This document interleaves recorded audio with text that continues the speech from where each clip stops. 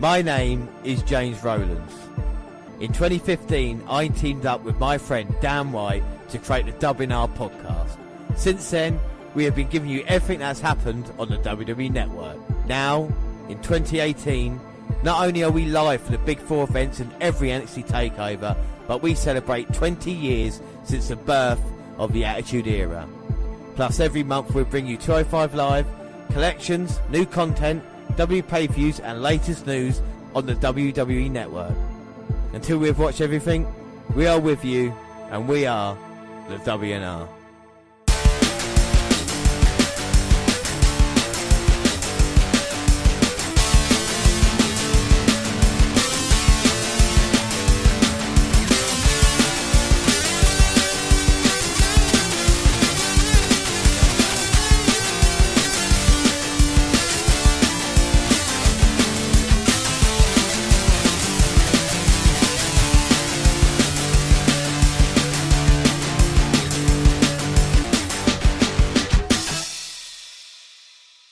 Yes, hello, I am James Rowlands, and as always I'm joined by Dan White. And today it's the WNR159.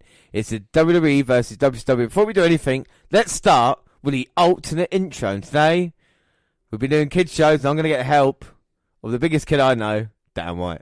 G-Brain, what are we going to do tonight? The same thing we do every night, Pinky. Try to take over the world. The Pinky and the Brain. Yes, Pinky and the Brain. One is a genius, the other one's insane. Can't sing that properly, can I?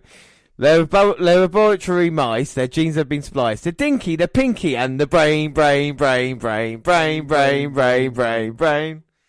overthrow the earth. The Dinky, the Pinky, and the Brain. Nerf! Pinky and the Brain. But now time for the intro. In 1998, WWE and WCW were locked in a ratings war. Their shows, Raw and Nitro, went head-to-head on Mondays. The WNR podcast goes back 20 years right in the middle of the battle. We've followed the war since the inception of Nitro, but now with the start of the Attitude Era and WCW still at its peak, the WNR podcast follow it month to month. This is WWE versus WCW, the Monday Night Wars, May 1998. So let's begin. 5-point system. We've got roster, rating, promo, matches, and of course setting. And we're doing point system. First show to best out of 30 points, isn't it? And then we combine them as well, and we get what the best show is in a month. But we start off with WWE Raw. And it's Monday Night Raw, May 4th, 1998, episode 258.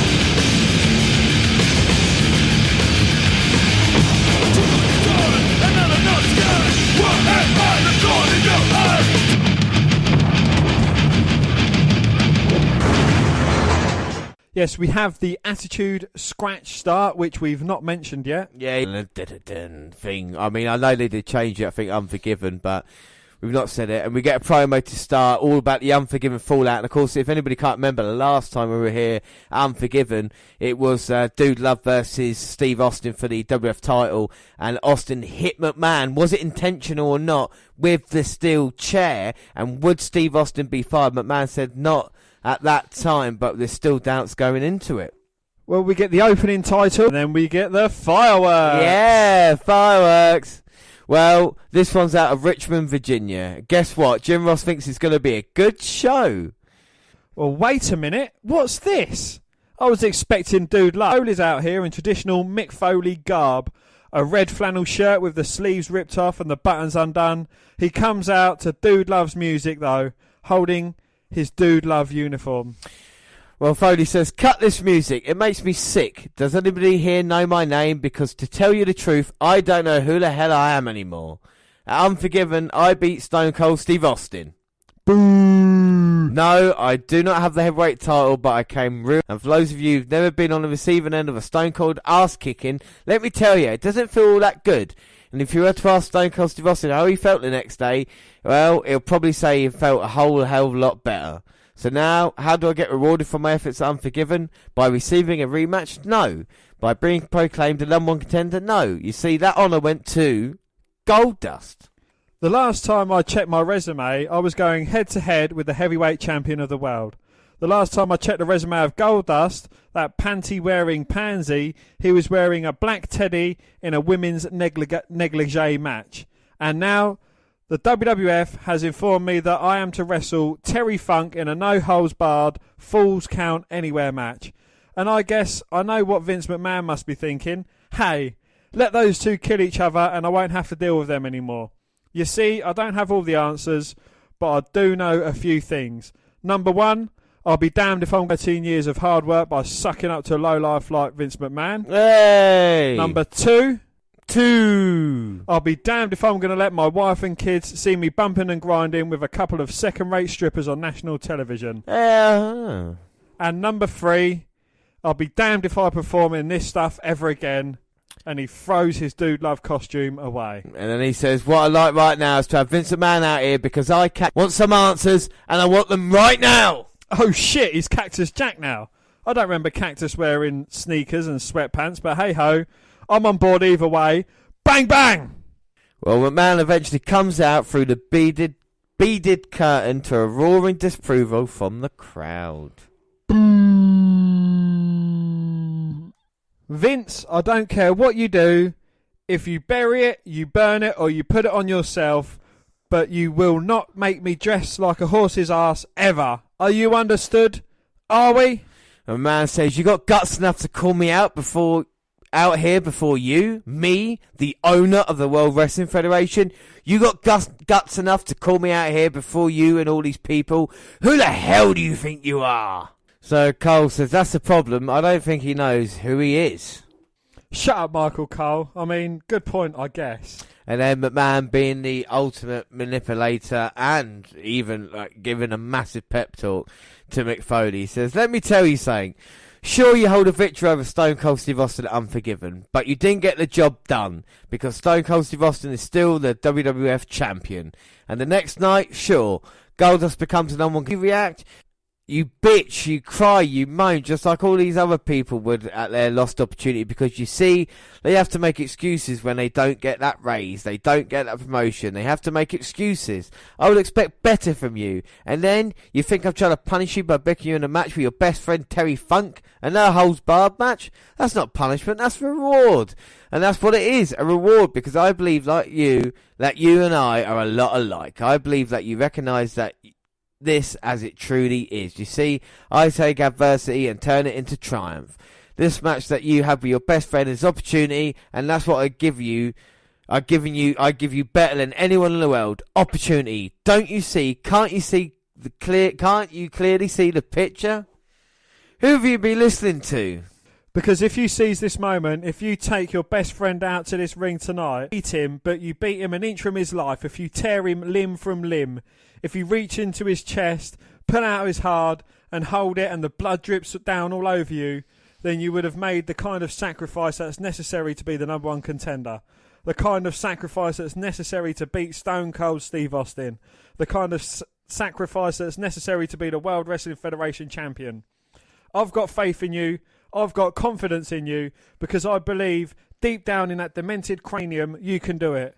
You can do it. You can seize this opportunity and once again become the number one contender for the World Wrestling Federation Championship. Well, McMahon picks up the Dude Love costume. McMahon, when I come out here, you threw Dude Love in my face. How does it feel for me to throw the truth into yours? And with that, he fucking slaps Jack in the face. Jack smiles and then glass shatters. It's Stone Cold! He walks out carrying a grappling hook and McMahon retreats down... the ramp. Austin starts kicking the inflatable chairs around, absolutely destroying the Love Shack set. The Carnage! Well, he tosses the grappling hook to the top of the Love Shack bus set and yanks it down. He starts breaking it to pieces. McMahon is furious. The cardboard cost upwards of $30. Well, he starts walking down the ramp, giving McMahon the double middle fingers and ripping his own shirt as he goes. He slides into the ring, yells some shit at McMahon, who grabs the bell and the hammer. Austin just leaves the ring, flips off the crowd and walks up the ramp and out of the arena. The show takes a break, and when it returns, the ring area has cleared out and the Nation of Domination has appeared with their newest member, Owen Hart, right next to The Rock. JR says he understands that Owen has assumed a leadership role equal to that of The Rock. Where does he get this information? I don't know. Does it make sense? I don't know that either. Commissioner Slaughter meets them in the ring to eject whichever ones aren't supposed to be competing in this next match. Left in the ring are Owen and The Rock. Steve Blackman and Farouk come to the ring. The battle starts as soon as they get through the ropes. Well, Farouk goes right for The Rock and Blackman meets Hart. Both pairs head outside. And the Nation comes out on the receiving end of some heavy shots. So this is where we're going to pick it up from right now. Blackman's got Owen Hart and Rock and Farouk are on the stage right now. So this is a new Nation, I suppose. Owen Hart will WrestleMania, given an opportunity. Is it the right opportunity to put him in the Nation, do you reckon? Well, it makes it less racist. Yeah. I don't know.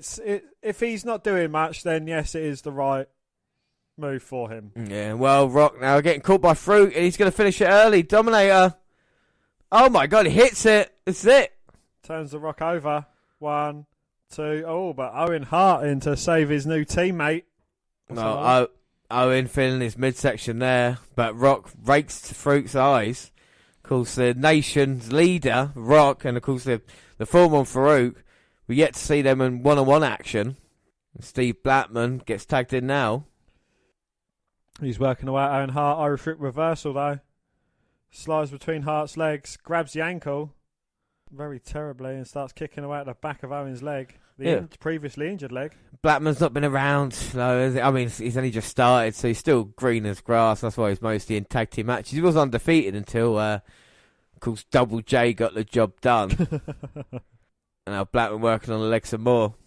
At least this match makes sense, you know. The Farouk feels wrong. Then it's weird that Blackman and Shamrock were, of course, against Farouk and the rest of the Nation until the Nation turned their back on Farouk. So see how he deals with being a good guy. Because like you say, I mean, the way the Nation was perceived was quite radical in those ways. Come through, actually get the crowd on the side. With Owen now, with The Rock, does it take a Nation in a different place? I mean, he's a better worker than what they've had. Finally tags in The Rock. Oh, but The Rock comes in and looks like Farouk was playing. Hello, possums!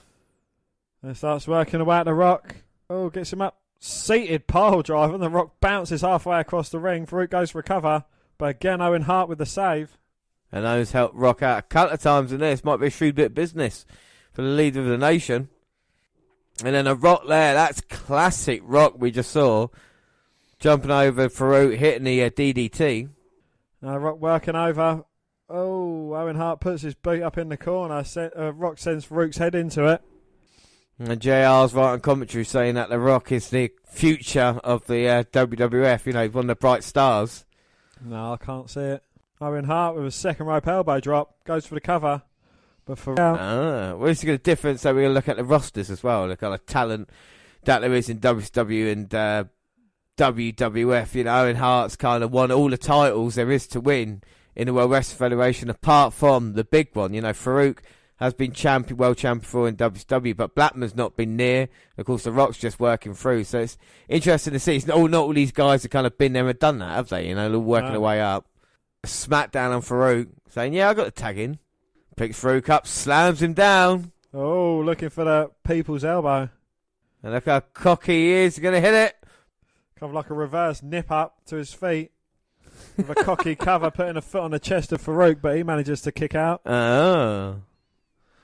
Now Farouk working the midsection. Oh, Rocklow, nice shot.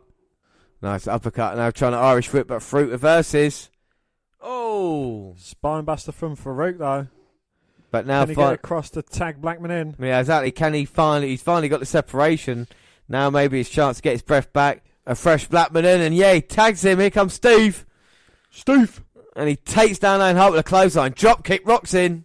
Oh, he gets caught with a drop kick from Blackman, though. Blackman looking for an Irish whip. Oh, bicycle kick to the chest of Owen Hart. And now he's going to go from Blackman. It's like Rings of Saturn. Very different, and The Rock stops it, but Farouk's in now. Farouk's just taking him to the woodshed, whipping him away. Oh, Jeff Jarrett's in. Blackman tried whipping him, but he gets hung up on the top rope. Spinning heel kick from Owen Hart, goes for the cover. 1, 2, 3. Oh my God. Well, Owen gets a victory for the nation, and Jeff Jarrett's still not finished with Steve Blackman, so we have seen Double J. Like I said, we knew Steve Blackman was quite terrible early on, couple of moves, but not a bad match. Dan, what are you reckoning? Yeah, again, it goes forward in the storytelling of what's going on with the nation. Steve Blackman and Owen Hart and Jeff Jarrett, of course, getting involved there as well. So it kind of, helps to progress the story. Yeah, well, the show cuts to a promo for Gerald Briscoe. It's voiced by Vince McMahon, and he talks up what a great guy Briscoe is. He's a loyal to the WWF and to Vince McMahon. The finest human being Briscoe's ever met in his life. Whoa, dude. Well, once that promo wraps up, we cut to another promo. This time for a guy who likes to sit down in subway stations, which is gross. Yeah, it asks what brought him to this place. It shows him hanging out with candles, beating up homeless guys, and sitting some more on the subway. The word edge flashes on the screen and then the thing's over. What could that mean? I don't know. On this day. I don't know if that's important at all, but that's the first time we've ever seen anything like that. See if it's got any impact on the business whatsoever. D-Generations X music begins and the whole crew hits the ring area. Michael Cole tells us the New Age Outlaws will defend their belts against DOA, even though nobody cares about those bald retards. Triple H asks the crowd if they're ready. They are ready. Then Triple H does his spiel. I think we just missed it, but still. He goes, then Richmond, Virginia. Oh, Daniel, better. Let's go. Then Richmond, Virginia, for the thousands watching here in attendance and for the millions watching on TV and for the millions watching on live television, let's get ready to suck it! What else did Triple H say? As everybody knows, Operation DX continues, and tonight, right now, we take care of business on our own front lawn. And speaking of the front lawn, ladies... Oh boy, here we go. Like the sign says, keep off my grass, but don't be afraid to stop by and whack the weed. Wait, what? What the fuck does that mean? Triple H hands the microphone over to Road Dogg. Go on then, Road Dogg, take it away. Alright, ladies and gentlemen, boys and girls, children of all ages, D-Generation X proudly brings to you the World Wrestling Federation Tag Team Champions of the World, the Road Dogg, Jesse James, the Badass Billy Gunn, the New Age Outlaws. That's perfect time for that. More catchphrases. Okay, I guess not. Road Dogg says DOA beat them last week because they weren't at full strength. He says the bald-headed motorcycle freaks of DOA are only going to get the belts if the Outlaws shove them up their asses. Well, the Legion of Doom show up, and the audience collectively wonders why DOA exists. Hey, DX! Well, Hulk gets on the mic. He says, hey, DX, you know the five of you remind me of five dingleberries clumped together, pulled right from the sweaty crack of some obese old man's butt. You got Mr. Ass, which would make Road Dogg Mr. Hole. You make a fine pair, and you got Hunter, who's Mr. Nose, and you got China, who's, well, just Mr. Well, Hawk challenges the Outlaws to turn this four-way dance into an 8-man. X-Pac, presumably upset for being left out of Hawk's Mr. Run, tells them to bring it on. Animal goes insane, screaming some kind of unintelligible but awesome nonsense. I think he calls X-Pac X-Lax, targeting X-Pac. Well, they trade insults back and forth a bit. Both sides talk about how the other has tiny wieners. Anyway, LOD leaves the area, and the announcers mention that DOA are probably pretty pissed off their title shot just turned into an 8-man circus. They announce that this will be the first time X-Pac will wrestle since returning to the WWF. Oh yeah, that's true. I'm actually interested in this match now. Yeah, well, the show cuts to commercial after the announcers mention that Stone Cold Steve Austin will be at ringside to commentate on the Dude Love Terry Funk match later. They say that earlier, but shit was going insane and I kind of missed it. So there you go. That's going to be cool too. After the break, Dan the Mustache Severn walks out and Michael Cole tells us he split up with Jim, tossed his former manager on the mat and threw him in an armbar last week. Severn severed his relationship with James E. Cornette rather abruptly, JR said. Savio Vega waits for Severn in the ring. So it's Dan Mustache Severn versus Savio Vega, and Severn immediately goes at Vega, suplexing him and then attempts to choke him out in the corner. Vega slaps him lightly on the face and Severn suplexes him again. Vega pays off for 2 seconds. 7 wins the armbar. Well, backstage, King stands ready to interview Paul Bearer, but JR throws it to a commercial first. Or does he? The show stays on, but the cameraman puts down the camera and walks away. King and Paul Bearer take a seat, and King candidly and out of characterly asks Bearer what he's going to tell everyone about Kane. Bearer insists that Kane is his son. King is incredulous. Oh, King says, "You're telling me you know the Undertaker's mother?" Bearer asks if he can trust King. King says he'll tell nobody. Oh boy. Well, Bearer says, "Well, I was 19 years..." No, what does he say? He says, "What?" I got Bearer. Paul Bearer says, "Well, I was 19 years old. I can't make out this word. At the funeral home. I went out on Tuesday night to the rest of the matches like I always do with my friends. Had a few beers, coming to the funeral home, and there she was, in a little..." I'd never been... Don't tell nobody. I'd never been with a woman before at that point. I wasn't fat like I am now either. In fact, I was kind of studly. Well, anyway, I come through the door and she took me right there. Right there. Where was it? On the embalming table or something? No, on the floor. On the kitchen floor. Paul Bearer slips a salami to Undertaker's mum on the kitchen floor. Well, that is a quote of the millennium. And then King says, Paul Bearer buries his baloney in the Undertaker's mother.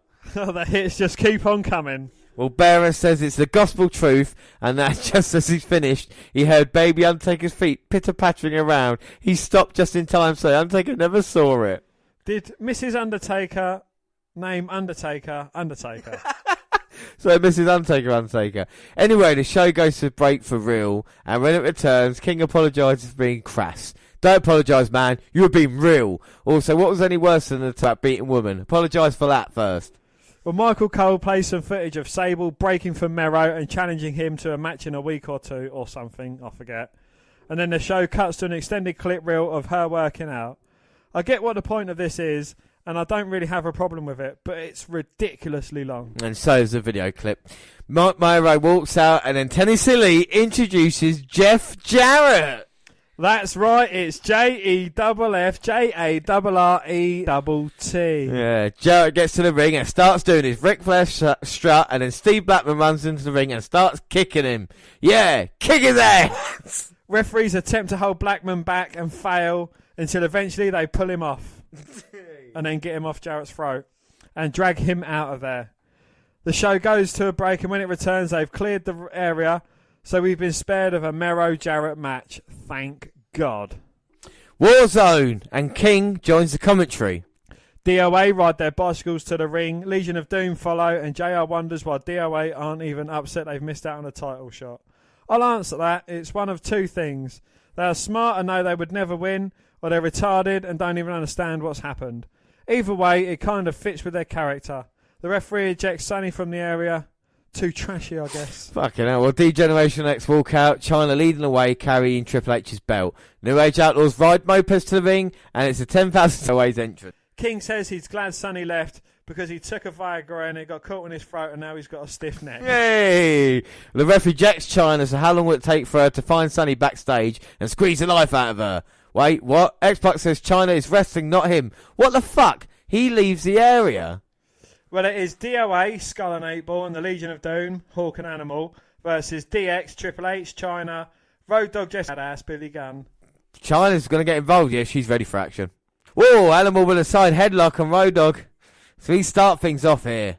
Oh, an Animal running through Road Dogg, running the ropes, but looking to powerbomb Jesse James, getting caught and punched in the face. Oh. Power slam there from Animal and drops the elbow onto Road Dogg. And now he's tagging in 8-Ball and or Skull. A big clothesline to Road Dogg. And I think the DOA just want to beat him up. Even though they had tag to title opportunity, I think they just want to beat up the Outlaws. Oh, and Road Dogg with a very strategic thumb to the eye tags in Triple H. Now Triple H working the midsection, but we're seeing DX in all its glory here, really, aren't we? Apart from obviously X-Pac. Just been taken away. Oh, Helmsley might be in trouble now. Big boot. And now the other member of DOA comes in. Oh, looking to run through member of DOA, but gets come unstuck after he clotheslines through Badass and Triple H. Now he's got Billy Gunn in the corner, throws him to the other one and follows it up with a clothesline. Now Mr. Arse might be in a little bit of trouble. No! And Chyna wants to tag. And if she wants something, give it. Here she comes. Oh my God, what's Chyna doing? Hurricane Rana, or Chyna Can Rana, goes for the cover. It Gets pushed off. But she doesn't care what size you are now. Chyna tagging in Road Dogg. He's going to work away on 8-Ball. Like an animal he is, like a dog. And now quick tags through between DX. We go to another break and we come back and Triple H is in control. Now Triple H, Irish whipped in the corner. Randy Orton-esque power slam there. Like Randy Orton. Going for the cover, but Triple H managing to kick out. Chyna wants to tag back in. Uh-oh. Here comes Hawk. And he's beating every single member of DX, taking Road Dogg. Triple H, Billy Gunn down. Finally turns his attention back to Triple H, who catches him with a jawbreaker. And now Chyna gets a tag. Well, she's going for a field goal. Looks like American reference. Okay. Chyna on the second. Oh, Chyna on second rope. Oh, Hulk bounces off the top rope though and sends Chyna crashing to the outside. She makes her way back in the ring. Oh, hits a big low blow. Nakamura will be proud of that one. Yeah, behind Mike Chioda's back, and Animal saying, didn't you see what happened there? And Chyna clocks 8-Ball. In the skull. Yeah. And now the rest of DX in, and they're beating down on Animal behind the referee. They're beating down the Hulk behind the referee's back. Chyna's so happy what she's done. Now Road Dogg's in, drops his elbow from the second rope. Goes for the cover, but Hulk managing to kick out. Oh. Triple H gets tagged in. Triple H telling everyone to suck it as he drops the knee to the head of Hulk. But Hulk won't stay down, goddammit. We're part of the legendary Legion of Doom. Billy gets tagged in. And now working the midsection of... Backbreaker from Billy Gunn. Oh, lovely leg drop there. Better than Hogan's. Goes for the cover. Oh. But Hulk managing to get his shoulder up at 2. 2. Animal desperate to come in, help out his partner. Billy now going for the gun splash. Yes. I don't want to call it the arse splash because it don't sound that great. Oh! But then Billy ran into the back of Hawk's head. Got the worst of it, looks like. Can he tag in Animal? Billy Gunn tries grabbing hold of Hulk's leg, but unsuccessful. He manages to tag in 8-Ball, who cleans house. He's on fire, baby. Boots out Road Dogg. Now focus on Billy Gunn. Oh, there's some fighting going on at ringside between DOA and LOD. Oh, they're arguing who should have got the tag, and Hawk not happy about that. No, our middle names of. And now they're beating them up. It's LOD v DOA, and I think he just realised as he slams Billy Gunn now in the ring, it's 2-on-1 attack. Oh, no. Now both members of 8-Ball are going against both members of... DOA beating down LOD at the moment. And this is meant to be an 8-man tag team match. These are meant to be teammates, goddammit. D-Generation X are loving what's going on, though. No, referees can't stop them. Oh, now a chair coming into it. Looks like it's Hawk and Animal with chairs taking that DOA. My God, the referee counts them out. That is it. So DX win, and DX look like a cohesive unit in there. I think it's more important to see what they look like as opposed to anything else in there. Because like I say, DOA and LOD have got problems. DX look really cool at this moment in time. And it's good to see them working as one. And they look to feud with maybe another group who aren't imploding. So who else could they feud with? Well, anyway, the brawl continues during the break backstage, and JR says it's a physical situation that we'll keep our eye on, which don't really clarify whether or not it's still going on after the break. Well, Goldust comes to the ring, noticeably without Luna.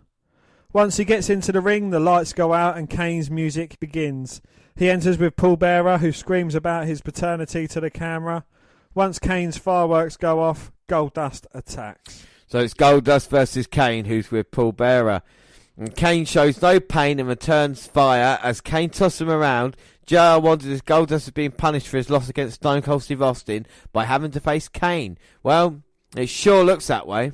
It does indeed. But hey, it's Undertaker, and he's pissed off about Bearer fucking his mum. Yeah, so he's out here and Kane trying to stop Undertaker's assault.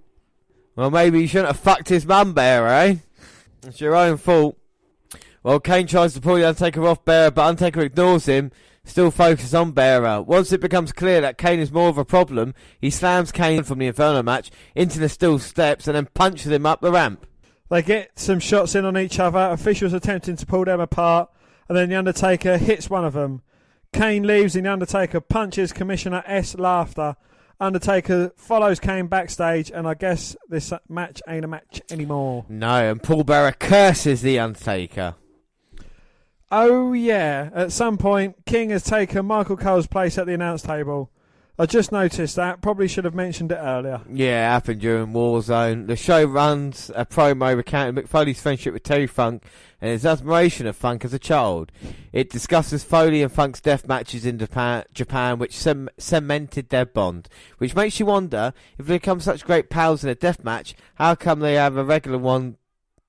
How come them having a regular one tonight is a problem? The promo continues on about Foley's personas, Cactus Jack, Dude Love and Mankind. Terry Funk and Cactus Jack teamed up, as we know, and then they broke up when Jack felt nobody gave a shit about him. He sold out on his fans to go back to being Dude Love and get a title shot at Unforgiven. Okay, the promo's done and we're caught up, and it only took 10 minutes. So since we are caught up, they show a promo for Val Venis. Is this like number 30? Oh shit, it's Jenna Jameson!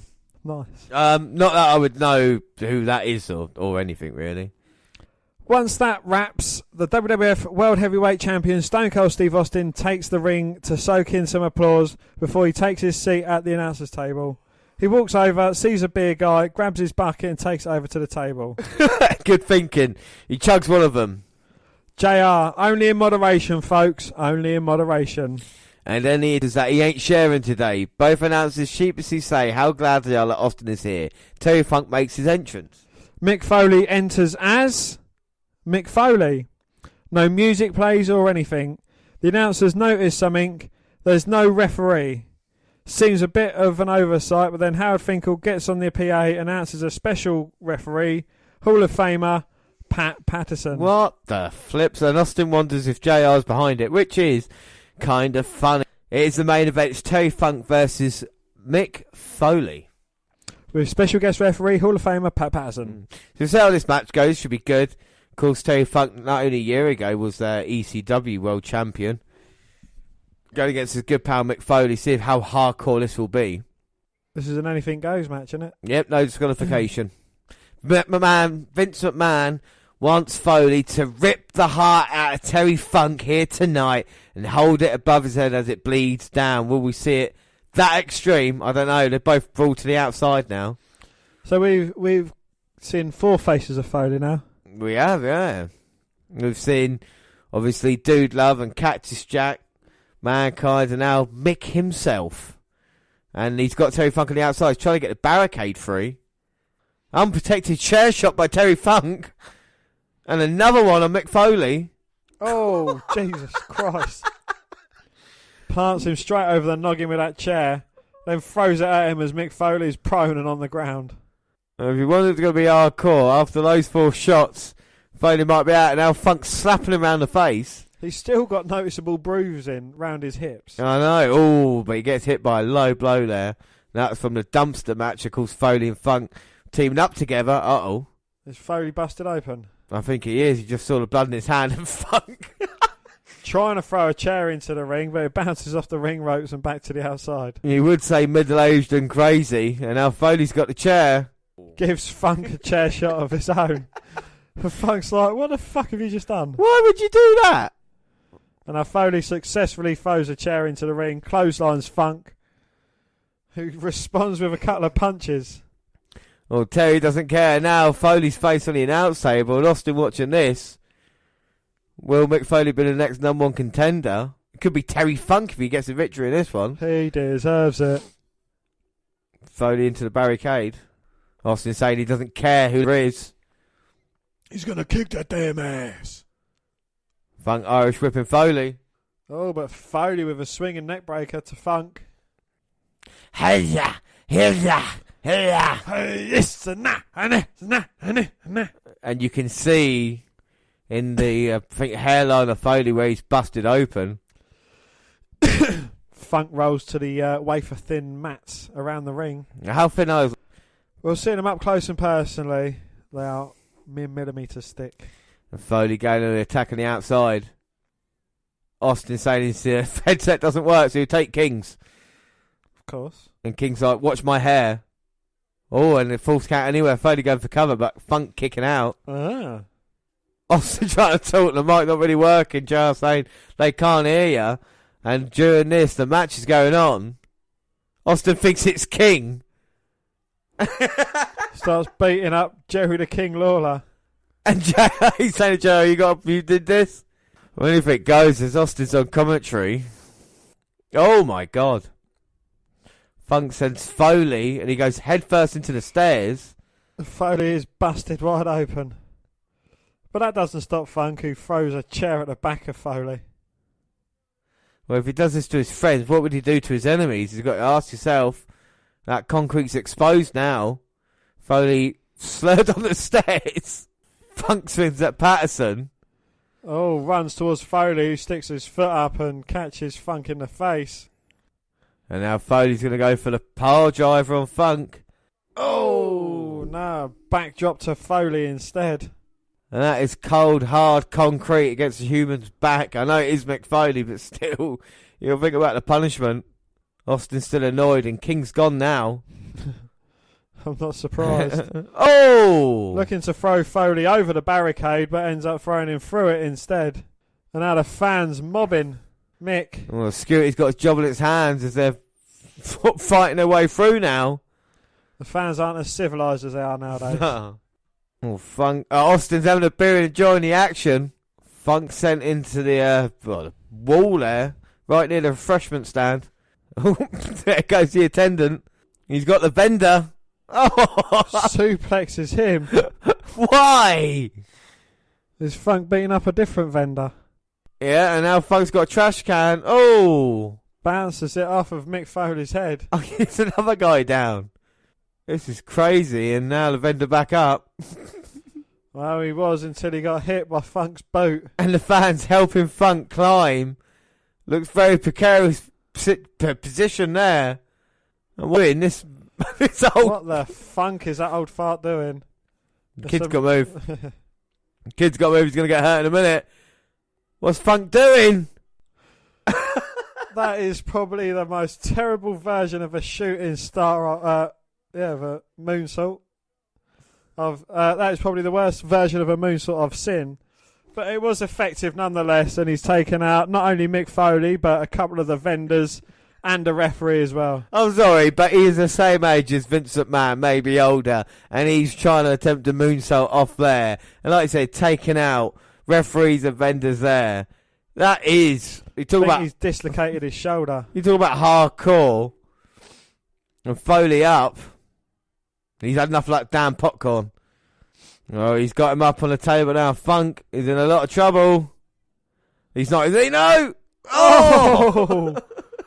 Seated pile driver on Funk through the table.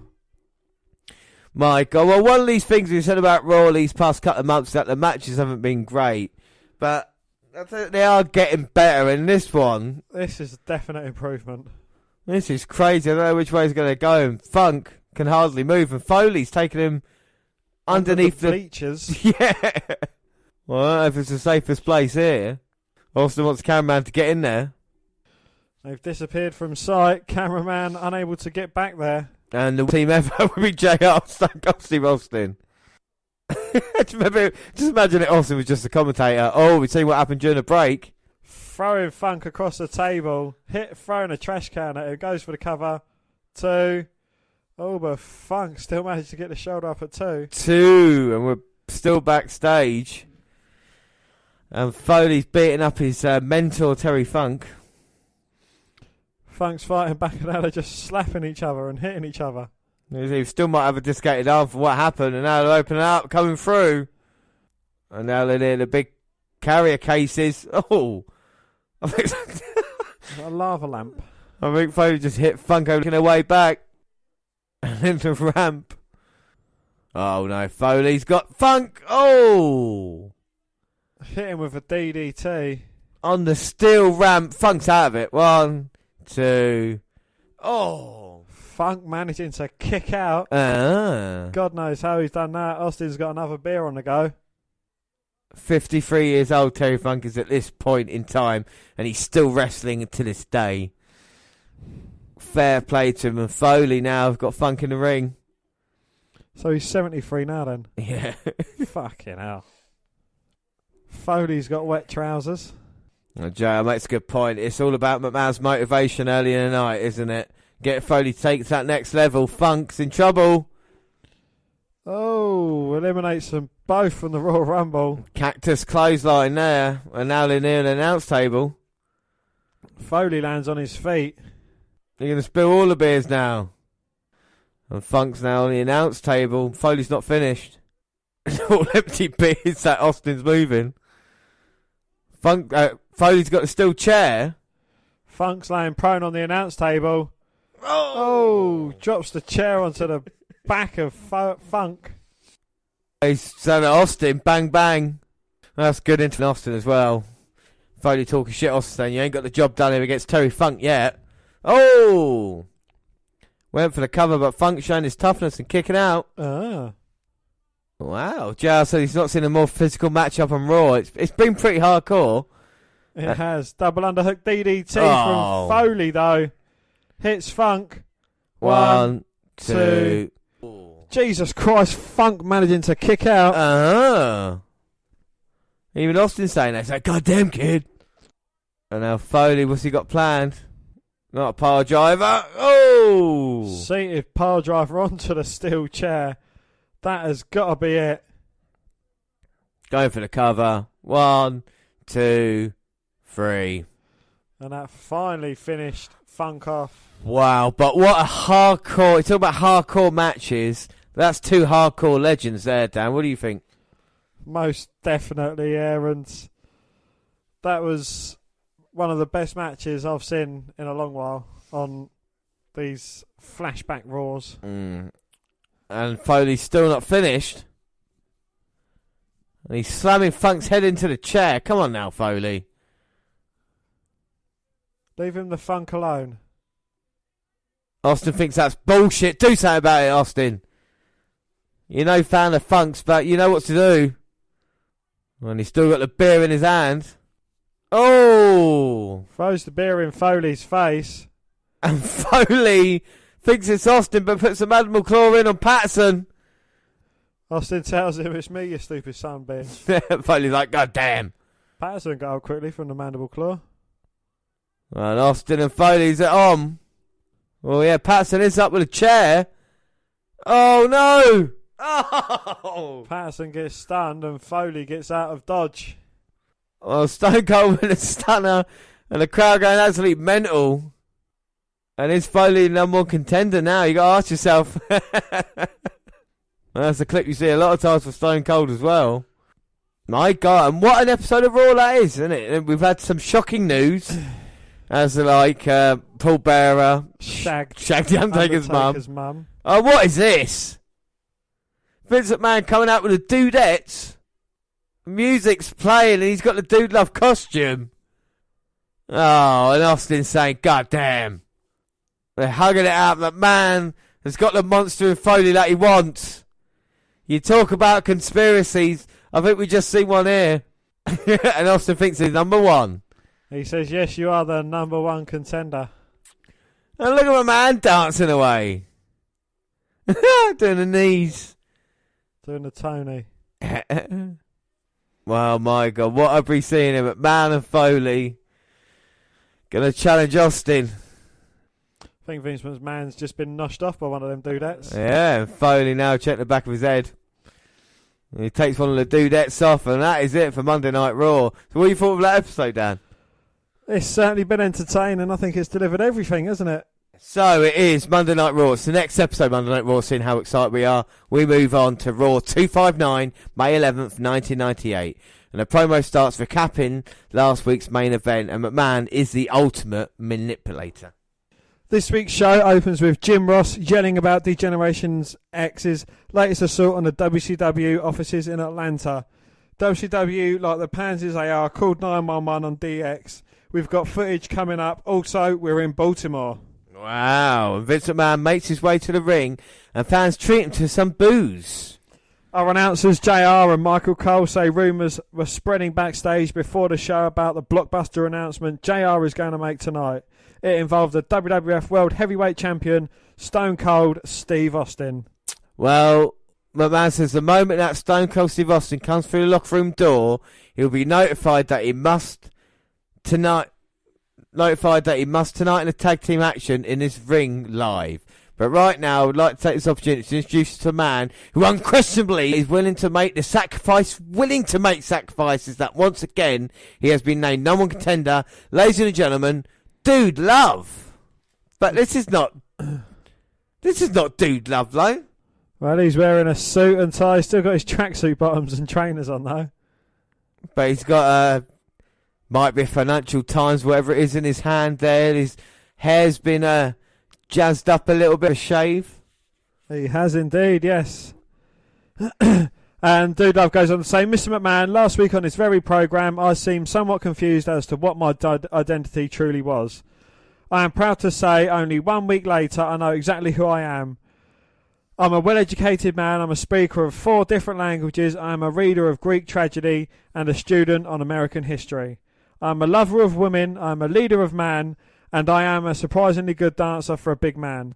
I am the king of hardcore wrestling, and as Stone Cold Steve Austin will find out at Over the Edge, I am the world's toughest SOB. I am the future World Wrestling Federation champion. I am Dude Love. Dude goes on to say he lost his smile, a.k.a. Shawn Michaels, but unlike the Heartbreak Kid, Dude Love has found his smile. Well, man says that Over the Edge, Gerald Briscoe will be the special guest timekeeper, and hey, look at that. Pat Patterson's going to be the guest ring announcer for Over the Edge. Hold up, though, folks. There's also going to be a special guest referee. The man's sheer physical presence is nothing short of awe-inspiring, McMahon says. He is... Nothing happens. McMahon points at the top of the ramp again and says, hit the music, and once again... Nothing happens. McMahon leaves the ring and walks up the ramp. Dude Love, Briscoe and Patterson hang out in the ring. Patterson grabs a mic and once more introduces a special guest referee. He is the best there was, the best there is, the best there ever will be. Oh my God. Vince McMahon is gay. Vince McMahon. JR says Austin isn't in the arena and has no idea what's going on. This should help. Oh my God, it's Vince McMahon. He's coming out here. Look how tight and ripped he looks in that referee's top as well. He's bulging out there, isn't he? Don't answer me yet, Dan, because he's coming down to the aisle here and he is jacked. I cannot believe it. And JR says that Austin isn't in the arena and has no idea what is going on, but when he sees this, he's going to be furious. So McMahon, ripped and all, is going to be coming out as a special guest referee. Well, he definitely has been on the juice. He really has, hasn't he? And he's mocking Austin by going to that second rope. And now look at these 4 men raising each other's arms in the middle of the ring. You talk about conspiracy to stop Steve Austin as WWF champion. Is this the dream team to do it? Is Foley, Briscoe, Patterson, McMahon going to end Austin's dreams? Who knows? Well, Kevin Kelly is backstage waiting for Austin to arrive. He isn't here yet, but Sable is just getting to the arena. Kelly asks for a word and she walks right by him. Just like high school, right, Kev? Well, anyway, yes, DX invaded Atlanta earlier today, JR says. I guess he means the entire city. How do you know they were in Atlanta? They showed a CNN building and add in this. They literally added in with a computer. They even show you just appear out of They even show you it just appears out of nowhere. After a commercial break, DX is in Atlanta with their tank. Triple H and Badass Billy Gunn walk up to the WCW offices and try to get in, but security stops them. X-Pac says WWF offices are like 15 stories high and WCW offices are lame. So basically what they did to the WCW building is right. WCW sucks, DX rules and stuff like this. Which is weird, because you remember that angle they did with McMahon years ago, when Shawn Michaels and Triple H spray painted WWE headquarters. So, kind of the same thing there, and obviously did it with computer graphics. No, they obviously spray painted the TNN building, didn't they? Dickhead. Well, Kelly is backstage, still waiting on Stone Cold. This door starts shaking and moving up, which can only mean one thing. Oh yeah, it's a guy holding the head of a mannequin. Kelly says it's Al Snow. He has tickets to tonight's show, but the mannequin head made him late with some wrong directions. Kelly directs him to his seat. The head is called Head, according to JR. Makes sense. That does actually make sense. And the next match is Vader versus Barry Windham with New Midnight Express and Jim Cornette. This is Vader's first actual match after being back after spending 3 months away due to injury. Kane over the edge with a loser being unmasked. Windham throws Vader out of the ring and distracts the ref while the Midnight Express double team him for a bit. Back in the ring, Windham tries a sunset flip into a cover but can't bring down Vader, who jumps and lands on Vader's chest. Vader hits the Vader bomb and covers for the win. So the Express get in the ring and charge Vader, but he clears the ring rather quickly. Stone Cold Steve Austin is going to guest on a new show called Celebrity Deathmatch starting on MTV. Wow, how long ago was that? Well, during the break, Stone Cold arrived and Kelly spoke to him backstage and let him know all about the guest participants in his Over the Edge title match, as well as his tag match tonight. Austin says, well, that's the biggest bunch of crap I ever hear of. Let's start off with a pay-per-view. Vince, Pat, Jerry Briscoe. It doesn't even qualify with being the Three Stooges. It's so pathetic. It's just the three jackasses. And Vince McMahon can do whatever he wants, but he ain't never going to jerk this belt away from Stone Cold Steve Austin. As far as tonight goes, I ain't a tag team wrestler no more. Where the hell is Vince? You don't know my opponents, you don't know my partner, then where's the dumb bastard at? Austin grabs Kelly's mic, says he ain't worth a damn, and walks backstage for it. He starts walking, but the mic won't reach that far. Stone Cold says arguably the nerdest thing we've ever heard Stone Cold say. Give me some damn slack. He gets frustrated, throws the mic down, and walks backstage. And we get a one-on-one match. It's Hulk with Animal and Sunny versus Skull with 8-Ball. Jesus, have they actually run out of singles wrestler? What is this? This one starts with all four men fighting in the ring, but thankfully it clears out pretty quickly, leaving Hulk and Skull to battle out in the ring. Animal and 8-Ball fight briefly outside the ring. Hulk and Skull close on each other. Skull lands a backbreaker on Hulk, who boots Skull in the face when the big man jumps off the top rope. Hulk goes for some kind of suplex, but Skull counters with the roll-up cover and steals the victory. JR says he's not sure if that was actually Skull. Nobody is. Seems angry with LOD. A replay shows that JR was right. When Skull was down, 8-Ball rolled him out the ring and took his place. Well, once again, it's time for clips of DX in Atlanta. This time they're in the CNN Centre and we get shots of them smiling and looking around and a close-up of X-Pac saying they can't film because it's not public property. DX talks to some cops and tells them Ted Turner they want to talk to him. After a commercial break, JR throws to a clip from earlier today where Bradshaw was teaching Taka Michinoku how to drive and smoke a cigar. No words on if Taka can do these things separately and Bradshaw was trying to team him to do... And if Bradshaw was trying to teach him to do them together, or if Bradshaw was trying to cram two different lessons into one. JR says Bradshaw is like a big brother to Taka. Taka gives Bradshaw some money and everything clears up a bit. Bradshaw tells Taka to go and the car shoots backwards. Bradshaw is angry, so he takes off his cowboy hat, slaps Taka and darts the car forward and almost runs over some fans. They leave to go for a driving test and return only to get jumped in a parking lot by the Kamikaze Club. Well, back in the ring, Tennessee Lee introduces Jeff Jarrett, and that's right, that is JEFFJARRETT. Yes, and it is Jeff Jarrett with Tennessee Lee versus Farouk with Steve Blackman. And last week, Jarrett cost Farouk and Blackman a tag match. Will face Jarrett at Over the Edge while Farouk will fight The Rock with the Nation of Domination banned from ringside. Jarrett and Farouk trade blows for a while until Jarrett is knocked out of the ring. Farouk distracts the ref while Blackman walks over Jarrett Tennessee Lee runs around, but Blackman scares him off and delivers a vicious kick to Jarrett's face. Well, he rolls Jarrett in the ring where Fruit sets him up for the Dominator. Before he can land it, though, the Nation runs in the ring and distracts Jarrett. Fruit drops his opponent to fend off Khan Mustafa and Mark Henry, disqualifying Jarrett.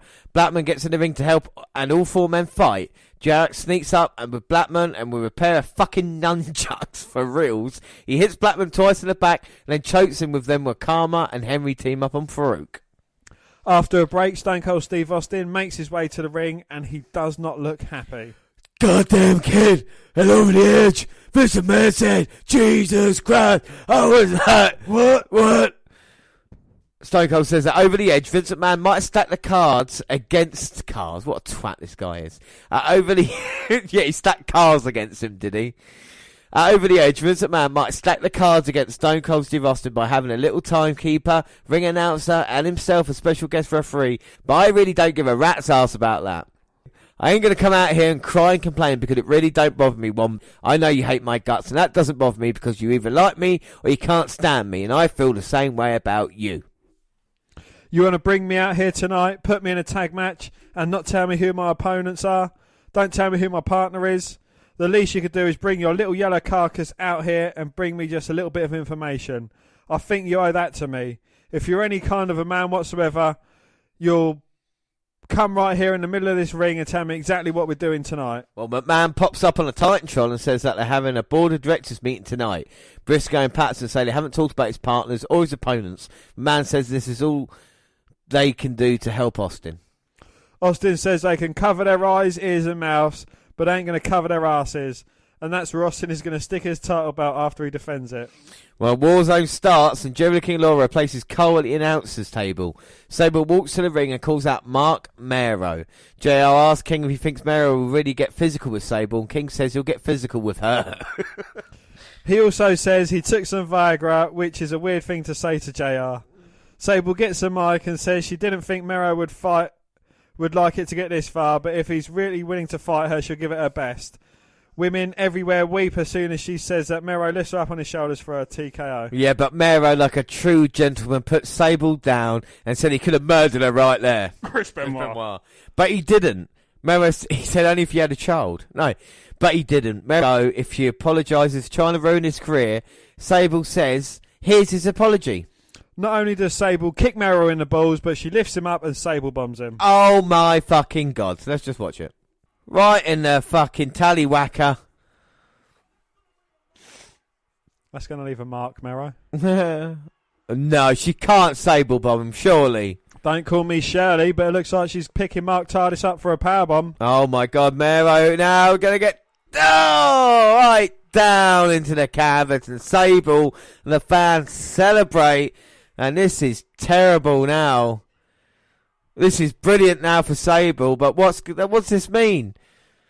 Fans love it. Well, JR and the King talk at the announcers table some more about Sable when the Undertaker appears out of nowhere. He seems angry. What could he be angry about? Oh, that's right. Last week, King saying all those lewd things about Mama Taker and Paul Bearer. Mama Taker. King trying to swerve his way out of it. So the King got beaten up by Austin last week in commentary, and now the Undertaker's got a problem with him. Well, the Undertaker clocks Lawler twice and rolls him into the ring. And now it might be the end for Jerry the King Lawler. He's not done yet. The Undertaker looking to lift him up for a tombstone. But the lights go out. Oh no! And Kane and Bearer walk out on top of the ramp. Top of the ramp, Tia. To the top of the ramp. Well, Bearer says either the truth must hurt the Undertaker bad, or he doesn't believe what Bearer said a few weeks ago. And that he is Kane's father. Oh, chokeslam to the King. Bearer says next week he'll prove to Undertaker and the whole world that he is Kane's father. Undertaker, Bearer and Kane go on Maury. Or Jeremy Kyle. Kane and Bearer leave. King tries to escape and Undertaker catches him. He has some unfinished business. So the lights just got out. Jerry the King got chokeslammed. Looked to be tombstone, but now saved. I say saved. He's already been the shit kicked out of him, hasn't he? Fuck off, Al Snow. After a commercial break, Al Snow and Head have joined the broadcast team. And look at that. Head has a headset. Yeah, that's it. I just want to see what he does to the King. So the King now just been choked. So I finally get to his feet after Kane and Bearer leave. Oh no, the King's in trouble, and a tombstone for the King. So it's not been the King's night, but the Undertaker gets a little bit of retribution after last week. Yeah, that cute head having a little headset. Oh, nice. Well, JR says Al might get in trouble, and Al asks if he's going to fire him. He's already tried to quit. Some WWF officials walk over to get him, and he says he needs to see Vince. Holy shit, you guys. After the officials walk Al Snow backstage, the show cuts to DX in Atlanta from earlier today. I think DX blew up the CNN building. It's hard to tell if this was real or not, but they fired a missile at the building and blew it up. But it's 1998 and computers are pretty good. They might not have done it. But then again, it's DX and they don't give a shit about rules. They would totally murder thousands of people. Well, DX make their way to the ring triumphantly and with blood of thousands on their hands. X-Pac yells about how DX is awesome and Eric Bischoff isn't a man. Triple H yells about the ladies in the house. There's some new theme music starts up and it's Owen Hart's. We know this because in the theme Owen yells, "Enough is enough," and it's time for a change. Owen says he's heard enough from DX and he and Triple H have some unfinished business. Helmsley says if Owen wants, he's in the ring waiting. Owen walks down to the ring, but right before he gets in, he stops and motions for some people to join him. The Nation of Domination walk out to a new theme themselves. This one with a kind of mellow, low backing track and The Rock just speaking catchphrases like "Do you smell what The Rock is cooking?" and others about laying the smackdown. So it is European Champion Triple H with Badass Billy Gunn, Road Dogg, Jesse James, X-Pac and China versus Owen Hart with The Rock, D'Lo Brown, Carmen Mustafa and Mark Henry, not for the title. Well, after the break, this unscheduled singles match is underway and Jim Cornette has joined the broadcast team since King had to leave to get medical treatment. Owen is control early on, landing a suplex on Helmsley. Triple H turns things around and some DX members get shots in on Owen while the ref isn't looking. Helmsley lands a big pile driver on others and Owen kicks out. I think what's really interesting about this, and yes, we've seen Owen Hart and Triple H a few times now, especially looking back and 20 years on it, but this is the first interaction. I mean, you have to be an idiot not to work this out. First interaction between the Nation and D-Generation X now. So this would be kind of the building block for the next kind of year or so, arguably even longer if you look at Triple H and The Rock's careers. They've been joined already and now they're kind of being pushed together again, if you know what I mean, in that kind of way. So it's interesting to see his story, and it's kind of thanks to Owen, because Owen has got a problem with Triple H, and maybe this was part of joining the Nation, was the fact that he had numbers on his side then. So we'll see if Owen can be successful as Triple H hits a big knee there. He's got DX coming on. So who you favour in this one? What group at this moment in time would you say? I'd have to say DX. Yeah. They seem to have a bit more personality. I know Nation have The Rock, but it's only The Rock on the Nation side that's really a talker and doing something, where you've got the New Age Outlaws, you've got Triple H, and you've even got China in some parts as well. Well, it's weird you ask, who become bigger members. You look at DX and think it would be their team, but if time has taught us anything, with Mark Henry, with his success that he's had, and The Rock, you was maybe the Nation kind of get it in that way. If you look at world championships and things like this, with Triple H kind of being the only true success, it's a shame kind of DX. Well, he did have like 13 of them, 12 of them, 10. What, Triple H? Yeah, Triple H. I mean, The Rock's had like 7 or 8, hasn't he? So. Yeah. He's had a few as well with tag team success for DX, yeah, but they could achieve more if they'd have worked along. But it's good to see the start of it. It's called Godfather as well at ringside alongside D'Lo Brown. And now Triple H got Owen for the pile drive. Goes for the cover, but Owen managing to kick out.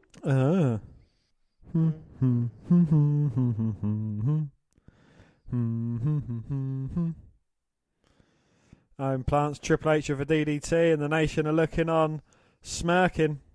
No, he's actually smoking a cigar, the Godfather. So he seems to be more Godfatherish. Yeah, he's got the kind of cap on now, hasn't he? And he's got the waistcoat. chilling out. You know, you've got the tag team champions, you've got the European champion, and you've got the Intercontinental champion all being represented at ringside here. Yeah, so it really is the kind of mid-card. If you look at the mid-card and what they're doing in WCW compared to WWF, they really are trying to give these guys a chance now. They're going to dominate, like you say, the matches. And if you look at like the overall card and stuff, it's kind of DX and Nation you can rely on. You're trying to build stars. Like we said, they're all young guys, apart from maybe Owen Hart, who's been around a while. They're all still up-and-comers. And they will be feuding over the European title, tag team titles throughout the majority of 98. That's a nice elbow by Owen Hart, though. Oh. But Triple H managing to kick out, wearing his CNN tour pass around his waist, because he hasn't got a shirt to clip it onto. No, and of course they're in the... Triple H is in the... Triple H wearing camouflage, isn't he? Because of course they went to war with WCW. Well, they've blown up the CNN centre, so I think they've won this war. You know what I mean? It's kind of over and done with. And now Owen distracts the ref, and the rest of the nation beat down on the back of Triple H's head. But X-Pac and Road Dogg make their way around to try and break it up. And Owen hits a power driver on Triple H. Triple H managed to kick out. Oh. So DX have attacked WCW. Do you think we'd see any response from WCW as we go on to watch Nitro? In a minute we'll catch up with those 2 episodes. I'm sure they'll have something to do or say about it. Well, Owen Hart going for the spinning heel kick that got the match won for him last week, but Triple H dodges it. And you could say Triple H has got Owen Hart's number at this moment in time. Nice whip to Owen.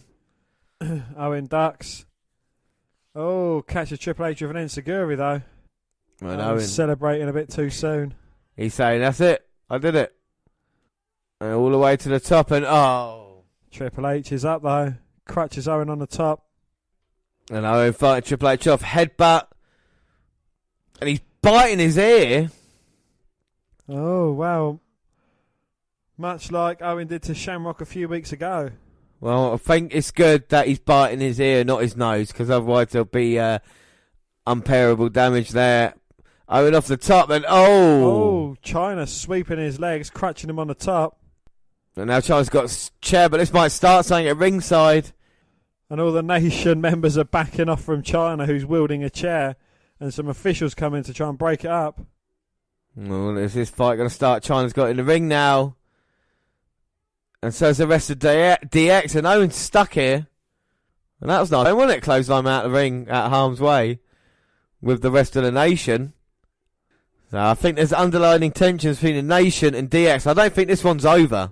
This would be good building for a round Survivor Series. And Commissioner S. Laughter calls this match a draw. After a commercial break, Goldust walks out in all black without any makeup on. He has his Goldust costume with him, along with a barrel, gasoline, and some matches. Shall we? Yeah, well, he sets it on fire, and then he says... It's on fire, baby! Dusty Rhodes, my dad, he's on fire, baby! He says, Vince McMahon, I've worked too damn hard for you for 3 years. The Rhodes name goes way, way back. It has a lot of pride, a lot of dignity in it. What I don't have right now is that dignity because of you. Because you took that dignity away from me because of your sick imagination. You've yet cost me to lose my father, Dusty Rhodes, the American dream. But most of all, you've caused such heartache with me losing my wife, Terry and Dakota. And why? Over a wig. Over being a freak. And yet you still punish me by sticking me in the ring with Kane because I couldn't beat Stone Cold Steve Austin. You punish me every day. Well, that just ain't gonna get no more. You look right dead in these flames, Vince McMahon. Right now, right here, Goldust dies tonight. And Vince McMahon, you look into my teared eyes and you'll never forget the name of... Dustin. So the next match is Terry Funk and Too Cold Scorpio versus Ty and Ty with Yamaguchi-san.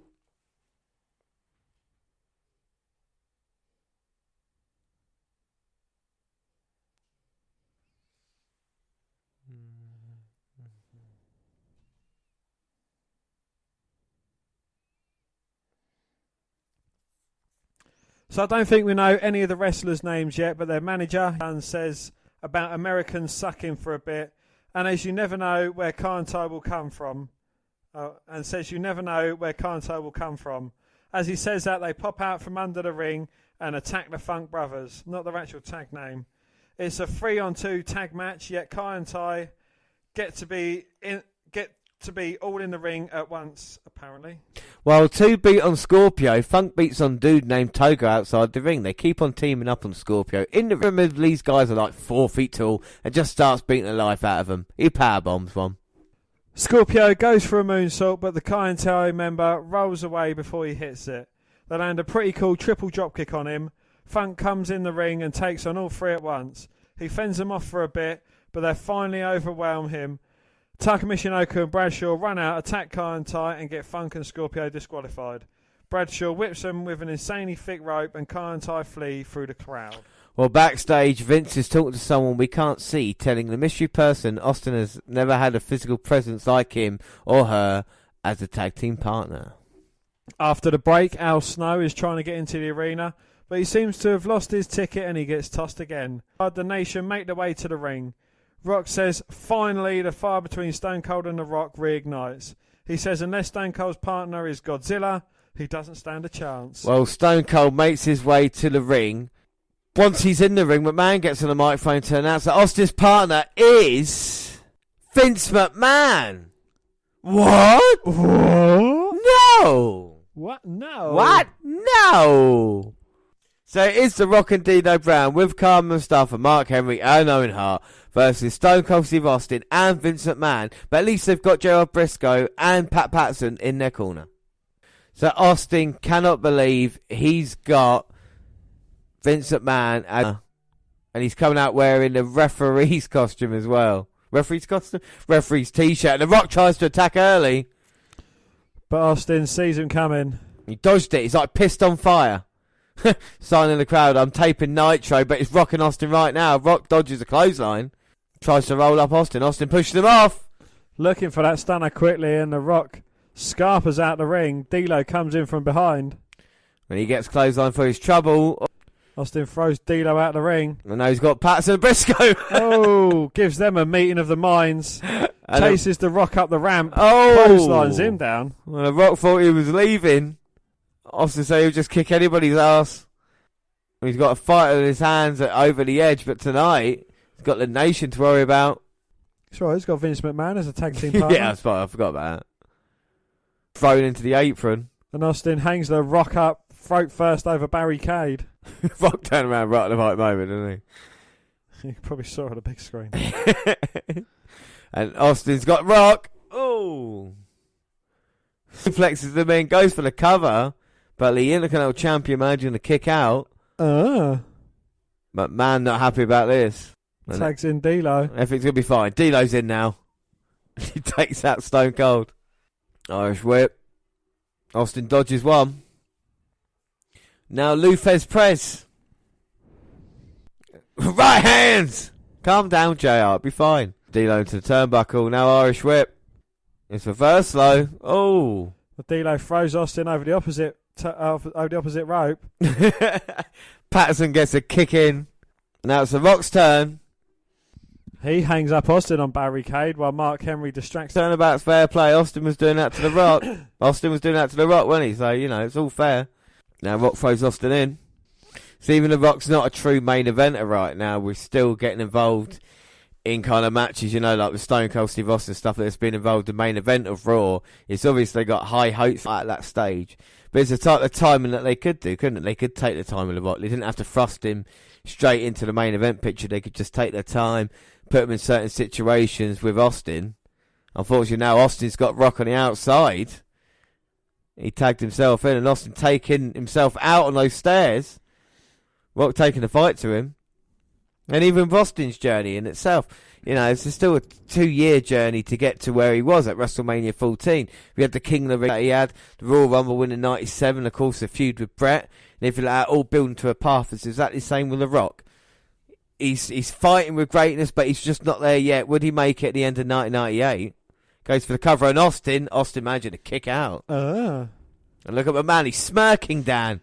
No, James, he isn't smoking a cigarette. He's just got a smile on his face because he sees Austin getting beaten down. Yeah, he does. But then, you can look at The Rock's journey. What is it, 2000 he wins the Rumble? People's elbow. Oh. Lands it. He's done that a couple of times now, hasn't he? That different nip up there for The Rock. Well, it's like a backwards roll up to his feet. And now The Rock's got the sleeper in Austin, and Austin's got no one to tag. Vince says, look, tag me in, damn it. Oh, fair play to McMahon. The taggy come and clean house anyway. And Austin now fighting out the submission for The Rock. Big right hands. The Rock is, well, rocking. And now it's Austin's turn to get a sleeper on The Rock. On McMahon's in to help, but referee stopping him. Oh. D'Lo in from behind. Well, there was no tag there. Well, that's not fair. D'Lo with a slam to Steve Austin. Going to the second rope now. Looking to drop the elbow. Shoulder up at 2. Give D'Lo Brown a real push. D'Lo takes The Rock back in to work with Steve Austin, bringing him back down with that side headlock. Fans not happy what they're seeing. To be fair, at the moment, this is the biggest handicap match in WWF history. Because not only have you got The Rock and D'Lo Brown with Mark Henry and Owen Hart at ringside, but you put in McMahon, And Karma. Who? And Karma. You think about it, it's the biggest handicap match in WWF history because you've got not only Rock and D'Lo, Mark Henry, Carr out there, but you've got Patterson, Briscoe, and McMahon. It's 8-on-1, goddammit. Rock going for the rock bottom. No, Austin managing to get out of it, looking for a clothesline. Oh, and both men hit each other. Rock tells Vince he's number one. Look at D'Lo, just comes in, leg drops Steve Austin. Slams Austin down. We know what it's time for. No. Tagging in D'Lo. He wants D'Lo to go up. Is he feeling froggy? Ribbit. Why don't you just jump? Oh, Austin moves out the way. That's why Paddy chest protector now. And D'Lo look up. D'Lo. And Austin looking for the tag to McMahon. Looks up, gives him the double finger. McMahon furious. Rock's in. Well, Rock's down 3 times now. D'Lo gets knocked down. A meeting of the minds for The Rock and D'Lo. And now Austin stuck walking it dry in The Rock. Oh. Throws D'Lo Brown into the top turnbuckle. Hits him with a stunner. Rock though, he's going to stop it. Oh, looking for the elbow drop to break it up. Catches D'Lo Brown. Austin goes over the top. No, Rock goes over the top. Rock's Vince McMahon comes in. Rock's over the top, but man comes in. Clothesline Steve Austin. Patterson and Briscoe in to give Austin the soles of their feet. Well, they are real heels, aren't they? And now they pick up Austin. McMahon's going to have his way, is he? Uh-oh. Austin fights him off. And McMahon goes out to safety. And Foley's in. Oh, he runs through Austin. It's 9-on-1 now. And, oh, wait a minute. Dustin Reynolds is in. DX is in. Jesus Christ. And it's all gone crazy as we stop. No, you stop it. My God, so the end of the episode there, so there are lines drawn, definitely. Austin and Foley feud, Nation versus DX, and what is Goldust going to do now as well? I mean, quite a incredible 2 episodes of Raw there, isn't it, Dan? Most definitely, yeah, and it's certainly evolving the stories too over the edge as well. Yeah, and that is going to be the pay-per-view watch at the end of the next episode. But now we move on to WCW Nitro.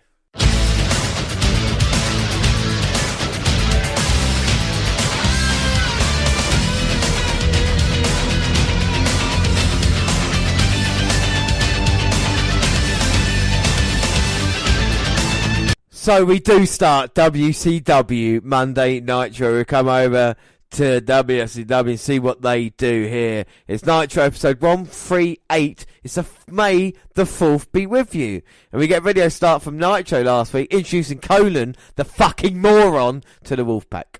Why is this important, Dan? You tell me why Conan joined the Wolfpack's important. He is an integral part of the Wolfpack stable. Fuck you. Before we get into that, we do have the opening title. We do, and Tony welcomes us to a sold-out Indianapolis, Indiana. And it's only 2 hours because of the NBA. Yeah.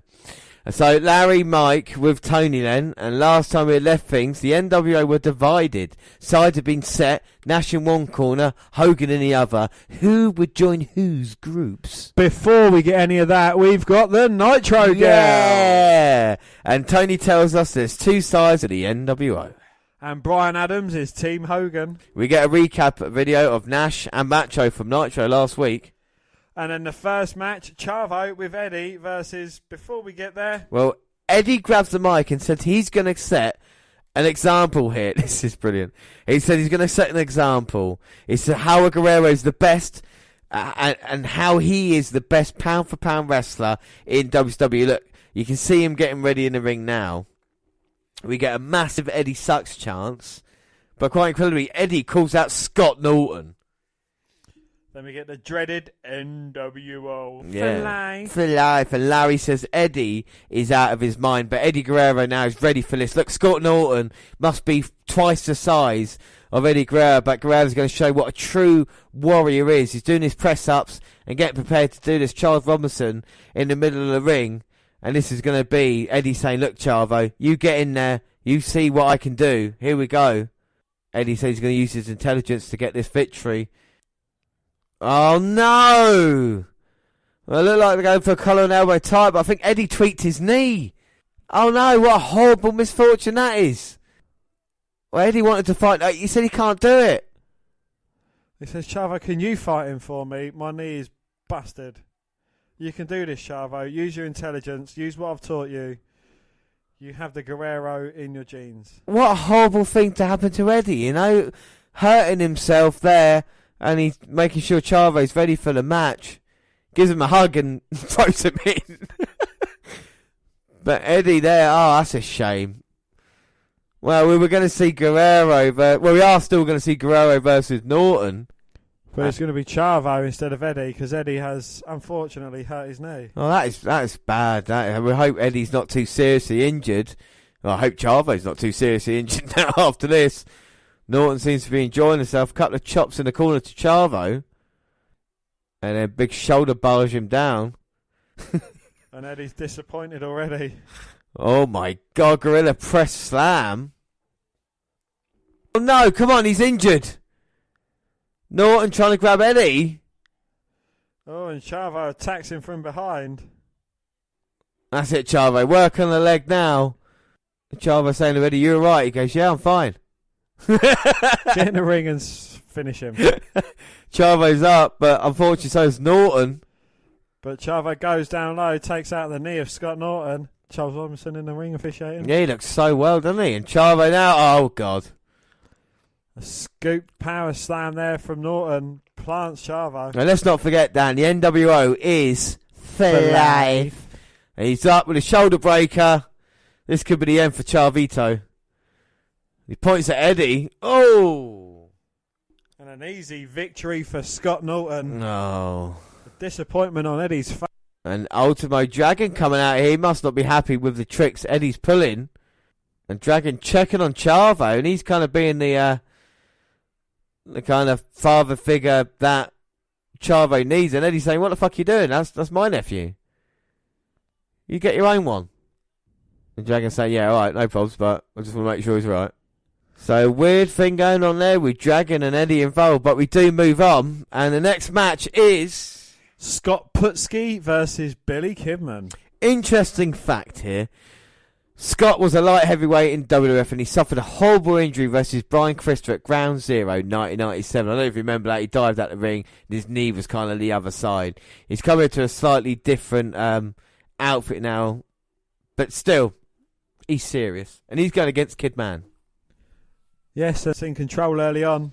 Yeah, but Kidman uses the Hurricane Runner to get back into it. Let's just watch the end of this classic.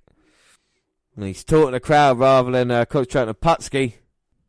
Now forearm by Kidman. Oh my God. Well, I'm trying to join the Putski Kidman match and I can't. Because it looks like Kevin Nash, Macho Man Randy Savage and Conan are coming out here through the crowd. And look, what are they wearing, Dan? They're not wearing... They're wearing the red and black. What's that? They seem more of a Wolfpac. Coming at it like a pack, you would say, through the crowd. Big man Nash climbing. I think he's fallen. But there was still a match going on in the ring, god damn it. I'm going to try and enjoy Billy Kidman versus Putski. I can't. Nash now making his way in. There's Macho and there's Useless Von Conan. Oh! Big Boot and Nacho. Nacho. Mash and Nacho. Mash and Nacho. Nash and Macho, they're getting Scott and Billy out the ring. Yep, jackknife to Scott Putski there by Kevin Nash and the Nacho Man. And Conan orderly. Oh, fuck off. So they grabbed the mic. Anyway, that's all that's important, was that bit there. I've just lost it, found it. So it's the debut of the Red and Black. And Nash is on the mic. And what's he say, Dan? Shout out to my boy Scott Hall. Well, Bish and Hogan say he's too hot for live TV. Well, Hogan says he's too hot for TV. At pay-per-view, Wolfpac's hungry and they're going to make the Sting's bones. Yeah, and like I said, they got new colours. It's a Red and Black attack. And a message for Hogan. We each get a crew, then rendezvous. Yeah, Macho grabs a stick and he goes, oh yeah, pop Hogan's bald head and the ugly little maggot Brett. You've got a match with me and I'll screw you out of everything. Back to Nash. He says, I hope you're watching, Hollywood, because we got a newest member, and it is, oh my God. Kurt Hennig. I'd like to listen to what Conan has to say. Fuck off. You. Arriba la raza, orderly. Kurt Hennig coming out here, Brian Adams trying to stop him, but he's still wearing the black and white. And Nash says, back off, Hogan Stooge. And what's Hennig doing? Oh no. Fuck that shit. Right. Rowdy. Orderly, arriba la raza. Wow, so a bit of a surprise. Kurt Hennig is the newest member of the Wolfpack coming out here. And then Conan gets the mic and talks nonsense. Bowdy, we rowdy, ode, arriba la raza. Hogan's mascot is Brian Adams. He challenged him. So what he said. So we're going to see Brian Adams versus Conan later tonight. Yay! Nash then challenged Luger and wants Sting to watch, so that's our main event. Then look at Raven. He doesn't remember never being alone. He didn't follow the rules. It's quite a cool video, filmed in a cell with childhood videos of Raven talking about the pain. Quote the Raven, nevermore. Yeah, WWE did... WWF did a similar thing with Mankind being introduced and then learning more last year. Perhaps WWE wants the same with Raven, so we find out more about his childhood and why he actually is the Raven character. And Raven rules and Quote the Raven, the two main things that are pushing as well. I think as a character, kind of works well and there's a lot of potential there. Next, a clip from last week, and it's Jericho, and he's mocking Juve and, well, everyone, and he's in action now. Yay! So there's a sign in the crowd that says Jericho beats Goldberg. I'm not going to disagree with that. So commentators call him a jerk and a horrible person. So Jericho had a proper go at Malenko. Having a go at his family, his legacy, everything. Saying he should stay at home and not bother. Boris Malenko? So there's a guy dressed like Malenko, but it's Boris. Now, do you know who Boris Malenko is, Dan? Johnny Boone. Yeah, how do you know that? Yeah, Johnny Boone. Now, Johnny Boone, how many matches do you think he had in WCW? He was in there from 1996 to 1999. 3 years, once a month, so that'll be 60... You're close. He had 6 matches in WCW overall in that period. The first being WCW Saturday Night taping, losing to Disco Inferno June 19th, 1996. He's like Ty Dillinger, only one. He is only one. He would lose March 19th, 1997, Saturday Night taping to Kevin Sullivan. And then he's facing Chris Jericho right now. I'm not going to give away the result because this is going to be a contested match in 4 on Jericho's trunks. And the one on Boras's trunks. This should be a great technical match. If he's anything like Dean Malenko, Boris Malenko will be a great addition to the WWE roster. And now he's got Jericho down on the arm. But Jericho, to his credit, stops Boras and then kicked to the midsection. Oh my God, Boras there nearly got the cover. And Jericho, look at the shock on his face with that. Couldn't believe how close that was then. And a slap to Boras. Big clothesline, slams him down. Kick to the midsection and a chop by Jericho. Showing his vicious side now. Irish whip and Boras gets caught up into the line tamer. And that is over and done with. I can tell you're in a state of shock, Dan, with Boras Malenko. And it's true. He lost this, but what a great match it was. Can I just say that Disco Inferno, when he faced Johnny Bone, it was on November the 3rd. So that was Jericho in just a classic Jericho, that was. Showed his best heel side and taking out Boras Malenko. But unfortunately, we have to move on. So there's Jericho mocking not only Dean, but his father, Boris. And I wonder if he'll ever get his comeuppance. I doubt that very much. And we get Nitro Girls! Yes, and Alex Wright. Yeah, he starts dancing. But security takes him away. Next, a clip of Hogan from Nitro last week calling everybody who doesn't support him a joke. Yeah. Next up, Jimmy Hart with Hugh Morris and Barbarian carting tables. They're in action versus Public Enemy, who are carrying weapons. A street fight. Grunge whips high, but Jimmy gets involved. What? Grunge whips a lot, but Jimmy gets involved. It's the same match as last. Trash can shots. Barbarian drops Rocco in the bin head first. Well, that was quite cool. And Hugh and Rocco brawl, and Jimmy helps. Barbarian off the top for a table after Grunge moved. Morris gorilla presses Rocco to the outside for a table. Jimmy tries to help, but hits Hugh with a trash can. And Grunge catches Hart, strips him and splashes him and pins him. Cluster and fuck come to mind. Mean Gene on stage, and he brings out Brian Adams. He shouts, Mean Gene, go out and get a couple of shut the hell up. Yeah. He's Hogan's main enforcer. Hogan made the NWO and wrestling. He's done more than the Wolfpac times 10. Conan, you want a challenge? I'll beat ya, 'cause I'm too sweet. A video of Booker and Benoit from Sting Stampede. Ding bang bead. A video of Booker and Benoit from Spring Stampede, both arguing what happened. Chris tapped, and Booker said Benoit threw ref into him at Slamboree. There's a rematch. Yeah, so Benoit saying he threw the referee into him intentionally, and at Slamboree, the next WCW pay-per-view, we're going to get a rematch for the TV title. That should be good. Heenan joins the table, and Bobby happy that Nash wants to destroy Hogan. A clip of Brett from Nitro talking shit about Macho and why him and Hogan. Mm-hmm. Well, both clips shown and no real answers apart from used. Macho arriving and getting beaten up. So literally the whole thing from last week we see again. And we get fireworks. Yeah, and it's the second hour. Tony and Brett never said why he did it.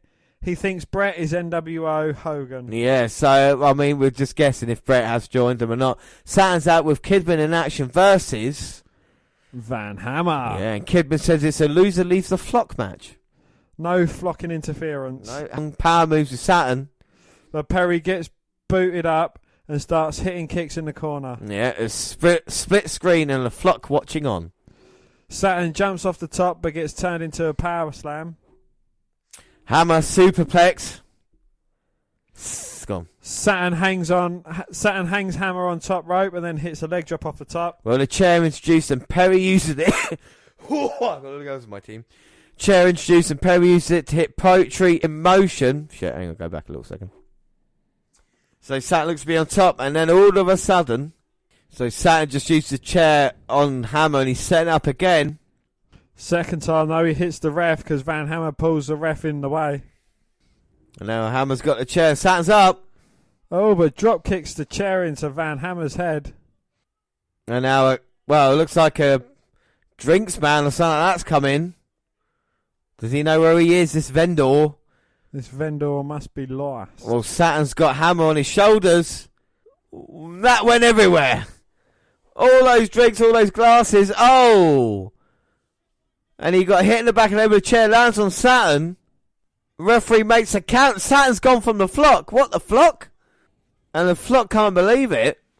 It's DDP with a cowbell and a stop sign. And he's beating the flock out the flock. But I think he wants to lead the Raven. I think this is not finished yet. Oh! Throws Raven into a roller shattered. He's got a noose tied round his neck now, or a bit of rope tied round Raven's neck. And Page is bringing Raven, I think, out here. Oh my God, they're bringing the fight out here, and Raven, gets thrown on the ramp. Page summoning the fireworks. He's better than Kane at that. Yeah, exactly, yeah. And he's got Raven now around the neck. Big DDP chance. Oh, he drags Raven into the ring. The Raven hits DDP with a low blow. No, that's cheap shot. And Page is down. And now Raven's got Page. Using the cowboy. I was going to go DDT. The even flow DDT. But he doesn't hit it though. Page stops him. Shoulder blocks him in there. Now throws him over the top rope with the rope around Raven's neck. He's hanging him. Oh my God. We need to get the police out here. We need to get security out. This is crazy. Raven's in serious trouble. My God, we go to an ad break. Wow. We've just seen a hanger. I don't know how we're going to recover from that. Nitro Girls! Yeah, back in the room. Sick Boy with Horace in our next match. We see a clip from last week and Juve getting beaten the F up. Yeah, but now he wants payback. Sick Boy's on the attack early. This is a match designed to show the heart and determination of Juve, who keeps getting beaten but always kicked out. Juve makes a comeback, but both slip on the wet mat. Yeah, and a springboard dropkick and a Juve driver, and just as Juve went up for 450, Horace interfered. It's a 2-on-1, but Juve fights back. Yeah, so let's see the end of this. So Juve shows all the spirit in the world, but gets beaten up. It's a damn shame. He just hasn't got the juice to beat two men. It's just a shame no one out there has got the balls to come out, do something about this. Oh, it doesn't need it. Juve dodges, and Sick Boy hits Horace. And now Juve with the forearms. Uh-oh. And this is big man Restan. Look at the size of this one. He's huge. Oh, wait a minute. Goldberg hops over the ring, spears one. Well, he's not going to be able to race. He speared Sick Boy, and now what's he doing? He jacks him up, hammers him down, goes for the cover, realises it's not a match. Well, Goldberg World Order, he's out and the fans gone crazy. Reese is in the ring twitching. Oh my God, the most intense man in the WCW. So Goldberg makes an impact on Nitro, and up next it is Mean Gene Okerlund out here, and he's on the stage. He asks, what's going on with you and Scott? Well, Rick says he wants Scott to come out here and sort this out. Does he actually want to be a Steiner brother, or is one of them going to be left laying? I mean, this storyline has been going on now for a couple of months, and we're finally getting this moment. I mean, this would have happened maybe a week, 2 weeks after the actual incident. Do you know what I mean? As opposed to, let's just do this shit and then see what happens. Oh, so Scott Steiner's coming out here on crutches, looking injured, but he is wearing his NWO t-shirt. Yeah, well, NWO, James, it's not just for Christmas. It's for life. For life. So Scott basically says that he does want to get back with Rick, and he wants to be a Steiner again and not a member of the NWO. You can see the tears in Scott Steiner's eyes. This is how much of the emotion is for him, you know. He can't believe it. Can I trust you again? Can I trust you? Mean Gene saying, look, don't be horrible. He's your brother. Blood is thicker than water. Yes, the NWO is for life, but... well, that's families for longer. Families even longer, yeah. See Rick saying, if you want to make this work, we'll make this work. You stab me in the back, though, I will hunt you. I'll hunt you till you die. Till you die. Oh, look, nice little hug Hug there by out, the Steiners. Oh, and that beautiful moment. It's nice to see no shenanigans when it comes to... oh, no. Brian Adams comes out with a baseball bat at the back of Rick, and now Scott lifting the crutches. I don't think he's really injured. A shoulder breaker from Brian Adams, and they too sweet. Well, it tells Tony that I think Scott's lying a little bit, but how can Rick be drawn into this? So Scott wants to be in the NWO. I mean, if Brian Adams is associated with Hollywood, I assume he's part of that organisation. Look at Brian Adams. He's smirking. No, James, he isn't smoking a cigarette. He's just got a smile on his face. Well, heinous action there, but we're back from the break. And we're just going to see the man who caused all that damage, Brian Adams. It's going to be NWO versus Wolfpac for one of the first times we're going to see. Unfortunately, the Wolfpac member is Conan, which is not great. But it will be fun to see the Wolfpac versus, I guess it's NWO Hollywood, if Hogan's the main man. Adams coming out here, calls part of the DOA last year. Do you think he's in a better cards thanks to the move to WCW? I think he's in pretty much the same position he was in before. He's just a big man. He's got the size, but there's something really special about him. But, I mean, to his credit, he would hang around with WCW for a while. Obviously he's pissed Vince McMahon off, but with Team Chronic later on when they faced Undertaker and Kane in 2001. Conan, on the other hand, never made the move to WWE, thank goodness. I don't like him. I really don't like him. I mean, what do you like about Conan? Because I know you're a Conan fan. You're a Wolfpac fan, Dan. Go on, sell me on Wolfpac/Conan. I don't know, it's not so much Conan. He's never been what you'd say like an integral part of the Wolfpac. He's just a number. But you say that. Nash and Macho's first acquisition was Conan. Obviously, they must have been saying that they saw it. I hate Conan myself, but it's obviously put him in a position on the card, as he wraps his jacket round Brian Adams, start punching early. Using his jacket to choke him out as well, but these are just two awful wrestlers. Do you think this is what killed the NWO? What terrible wrestlers? Well, yeah, exactly. If you want to see Wolfpac versus, you're expecting Hogan versus Nash or something like this, you're not expecting Conan versus Brian Adams. These B plus players, so to speak. But then if you give them, what they want straight away, what's the point? It's like, it's just like what Raw's doing now at the moment, or SmackDown's doing at the moment, giving Daniel Bryan dream matches away for free. But you want to say, like, this is what our B team can do. Maybe like a B plus, a couple of B pluses go at it, and then for the people of A star members going 1-on-1. Yeah, I know. I understand that, but unfortunately for WCW, the main event, you know what I mean, is Nash and Luger here tonight, and they're going to have Hogan and matches, so they blew their wads having these kind of matches on Nitro anyway, so they were just about. Look at Goldberg coming up in the next couple of months, Goldberg versus Hogan, that's going to be on Nitro. They give that away, lose all that buy rate. I think if you're going to concentrate on the story, you don't dilute it by don't care about, and I think this is the NWA problem. It started off as a 3-man group, which was fine, and then it escalated into what we see now. But Brett's just come out, bounced Conan's head off the barricade and thrown him back in the ring. Is he part of NWO? Well, that's what it looks like now. He's definitely against Wolfpac. He's not wearing the NWO colours, but he's been pretty forward in his support for Hogan in recent weeks. And now this might be Adams' chance.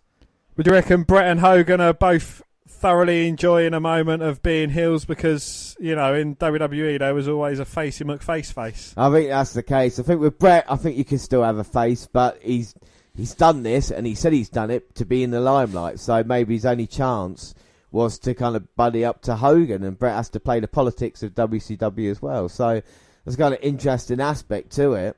I don't really want to see Brett associated with the NWO in that way, but at this moment in time, looks like it is. But we've got someone else coming out. The fans look excited to who it is. No, Adams going to shoulder breaker, power slam, Conan. Oh, but Nash is in, kicks Adams to the back of the head.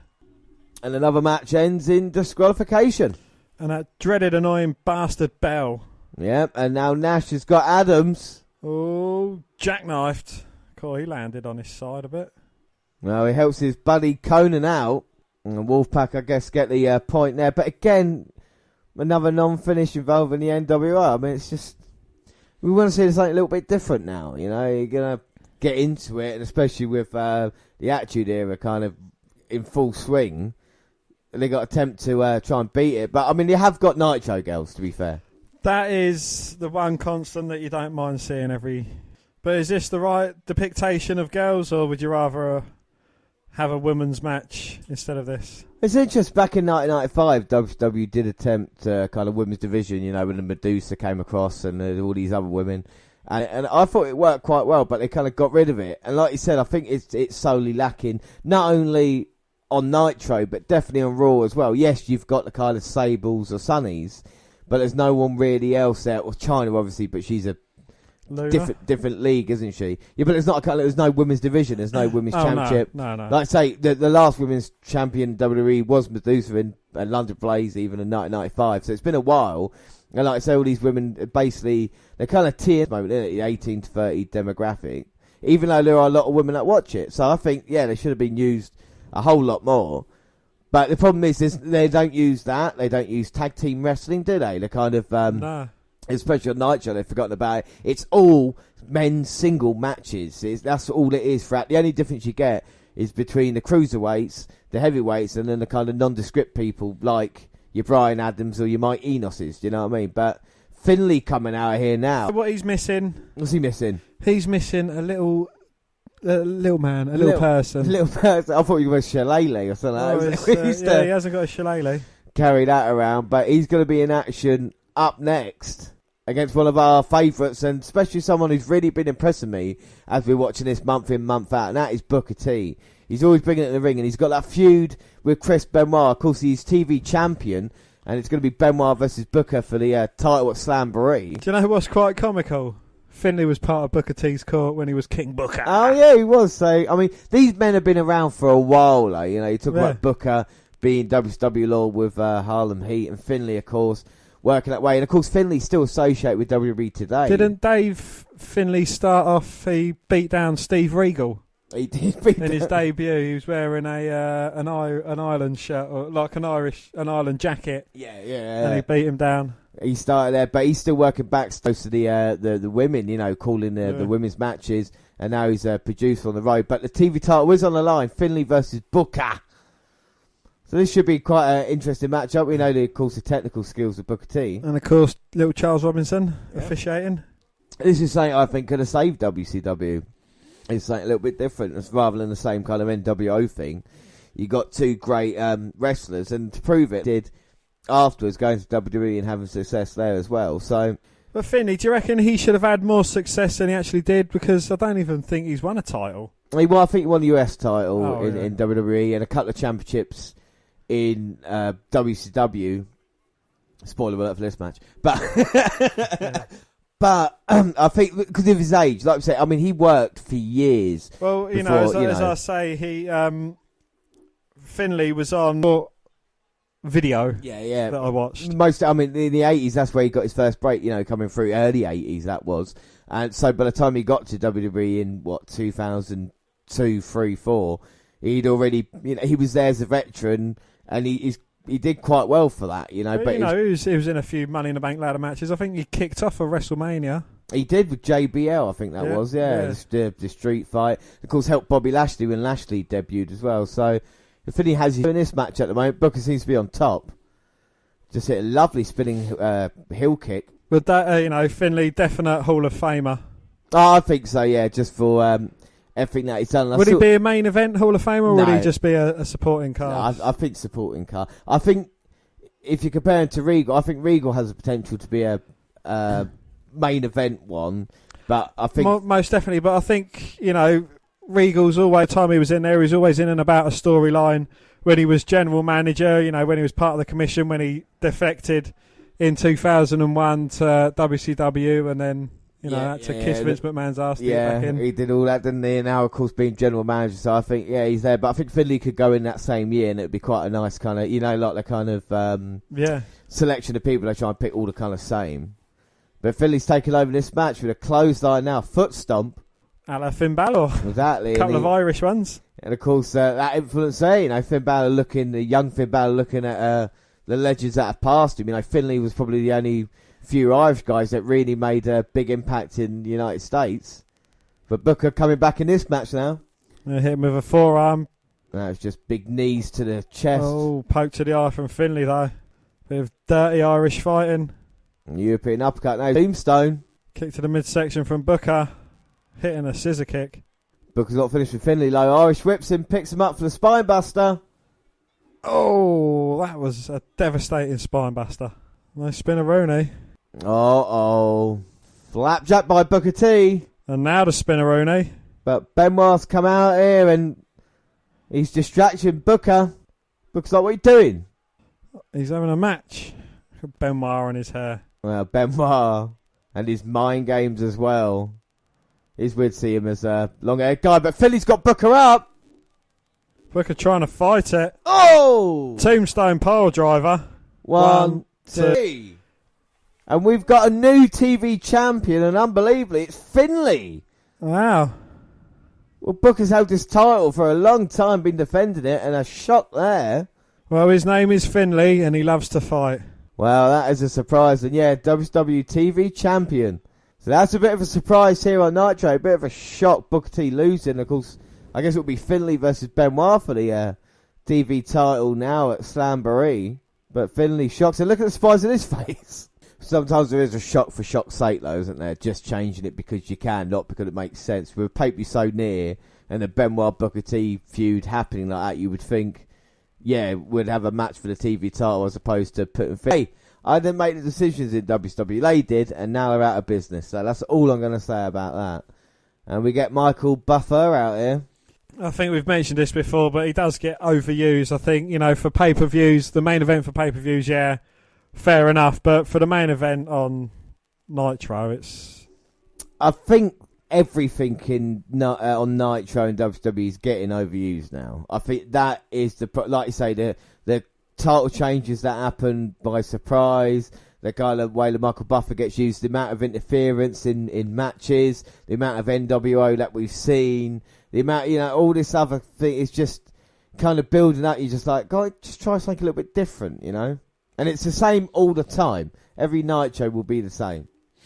Oh, yeah. With Michael Buffer announcing that it's the biggest main event in Nitro history. Oh, and we get the dreaded NWO music, but it's Wolfpac. I'll be glad when Wolfpac get their own tune. So here comes Nash, Conan, Macho. Well, they announced Nash as a reigning tag team champion. Of course, they won. Hall and Nash won that against the Steiners at Super Brawl when, of course, Scott turned. So, again, another storyline that happened a couple of months ago. They've not really done anything with.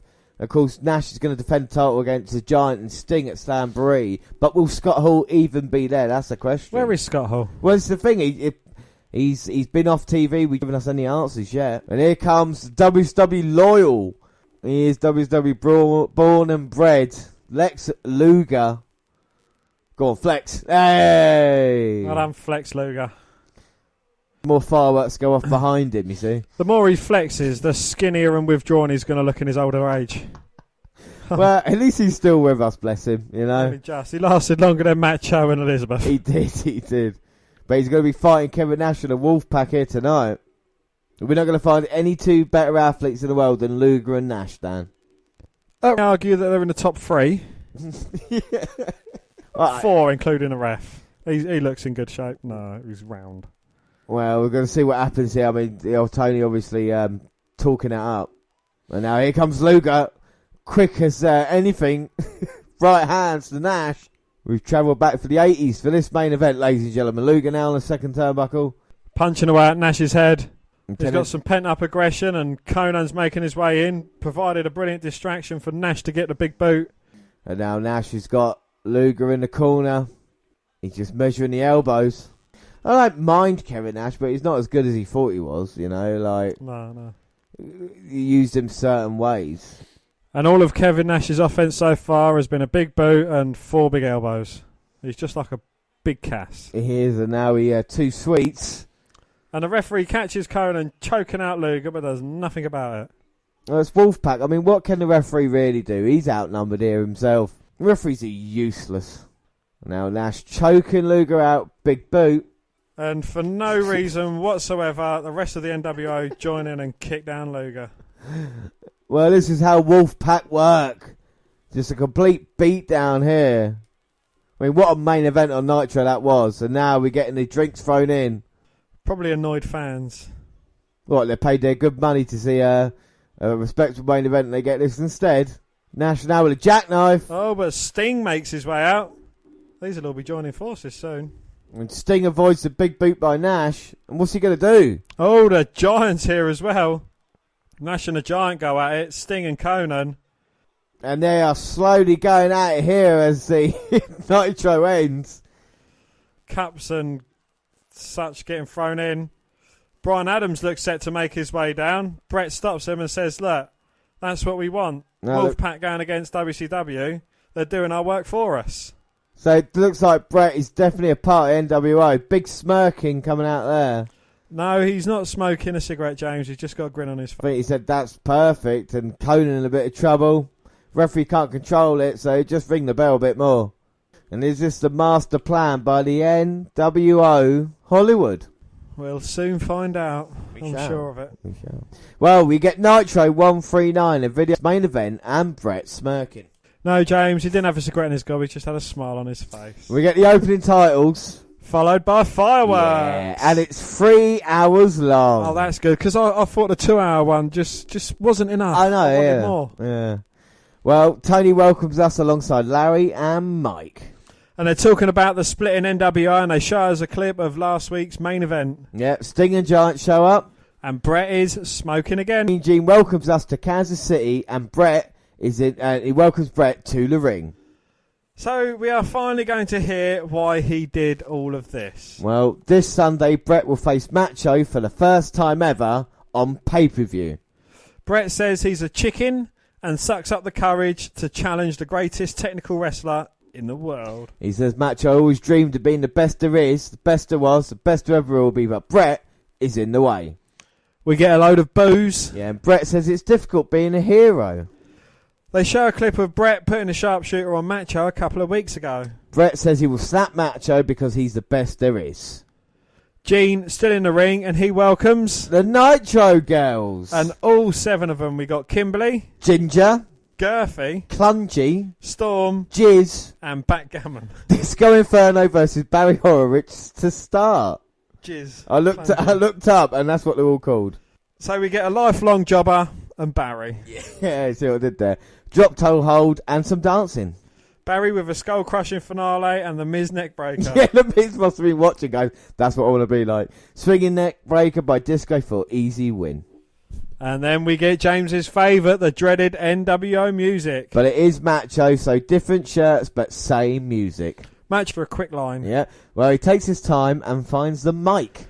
Ooh, yeah. He says, here's the deal. If it wasn't for Brett, Hogan wouldn't have the world title. Well, he calls it the NWO Wolfpac World Heavyweight Championship belt. As if it wasn't long enough. Yeah. Macho says tonight he wants to challenge Hogan. One more time in a squared circle, brother. And he ain't leaving till he gets his belt back tonight. Oh, yeah. Well, Kidman out with Big Man Reese. Versus Juve. Yeah, and he's been involved with a Flock in a feud. A nice cruiserweight start. Juve comes out on top, Hurricane Rana, then springboard splash to the outside. Kidman hits a face-first powerbomb. He goes up but gets caught with a drop kick from Juve. Diving crossbody gets 2. Juve's a warrior and Kidman reverses him. Kick rocks him, spinning heel kick drops him to the mat. Not going to go for the pin though. He wants to punish Kidman. Well, he's faced loads of them, he's Sick Boy, and now Kidman springboard.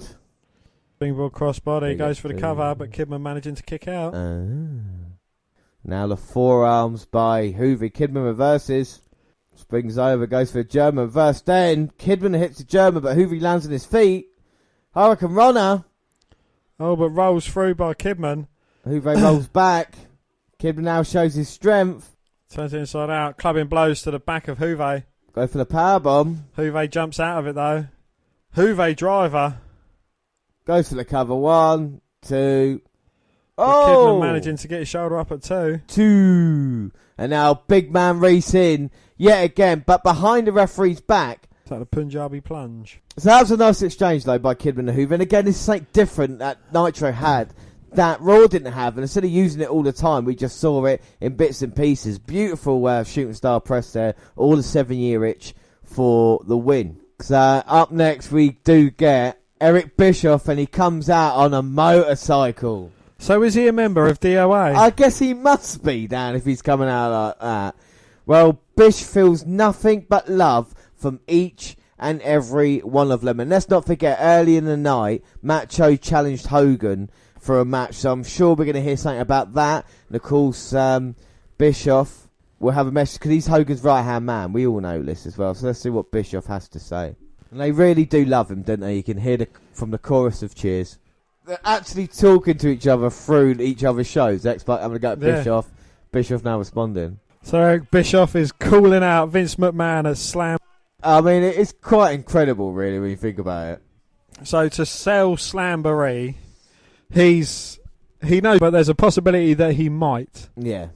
So, it's how many people do you think bought Slamboree just on the off chance Vince McMahon might have the cojones and the grapefruits to show up? I think quite a few people, but this is kind of another, I don't say act of desperation by Bischoff, but he's obviously seen the ratings war, the ratings going down the past couple of weeks and Raw winning. So if he thinks he can try and come back with it, and especially like I say with a pay-per-view coming up now, I mean, it kind of dampens what WCW, because you kind of make WWF seem a bigger star out of this in a weird way, because you're talking about them and you're obviously challenging Vince McMahon, and you're forgetting, of course, about, like, what's the story with Hogan and stuff like that going on here tonight. But Bischoff is, like I said, challenging Vince McMahon. And I tell you what, the rumours backstage and what was going around in the WWF at the time as well, is that McMahon, there was a lot of people that think McMahon was actually going to go there. Hogan actually said to Bischoff, like, McMahon will show up and beat the piss out of you, because... Yeah. Obviously, Have you seen him recent weeks? Yeah, we know how big he is at this moment in time. So, I mean, it's interesting, though, but this is what Nitro is doing, and you're like, oh, fucking hell. Definitely makes you sit up and take notice. So what can we do after that, then? Well, it is Nitro Girls. Woo! I love me some Nitro Girls. And Alex Wright joins them, and he and his enormous cock get escorted out by security. But we've got Yuji Nagata with Sonny Ono in action versus... Well, it's the dreaded NWO music, and it's Scott Norton. Oh, what a great match this should be. Well, Tony and Mike think Scott is NWO Hollywood. Well, Norton attacks early, but Yuji withstands it and tries to kick, but fails. Norton runs into Yugi and Ono cheering Scott. Yeah, now he's meant to be Yuji's manager, and Norton hits shoulder breaker for the win. Mean Gene on the mic on stage, and he plugs the WCW hotline. Yeah, the commentators are talking about forming factions. Henning joined last week, and we see a clip. Yeah, and they cut Conan off, which is always good. Jimmy Hart brings out... Yeah, and Jim Powers is already in the ring, and he attacks Hugh. This didn't last long. He slammed him and moonsault, or the no laughing matter, for the win. And he screams, "We're back." Well, K-Dog and Nash are walking through crowd into the ring. Tony tells us, no break, we stay with this. Yeah, short and sweet. 2 years ago, Hall and Nash created the NWO. Hogan jumped on the money train. They had good times and bad times. Only one NWO, and that is red and black. Bish and Hogan need more Viagra. Nash wants Hogan to look him in the eyes and say he's better. It's Nash's world order, and he's good, and he's Godzilla. They say too sweet and for life. They say too sweet for life. Yeah, and they cut them off with the NWO music, because obviously they have to go to break, and even Nash, guess we got cut off there then. And you actually hear him say that. But we move on to the second hour, and it is... fireworks. Yeah, and the next match is Ultimo Dragon versus another man who was in the ring, Johnny Swinger.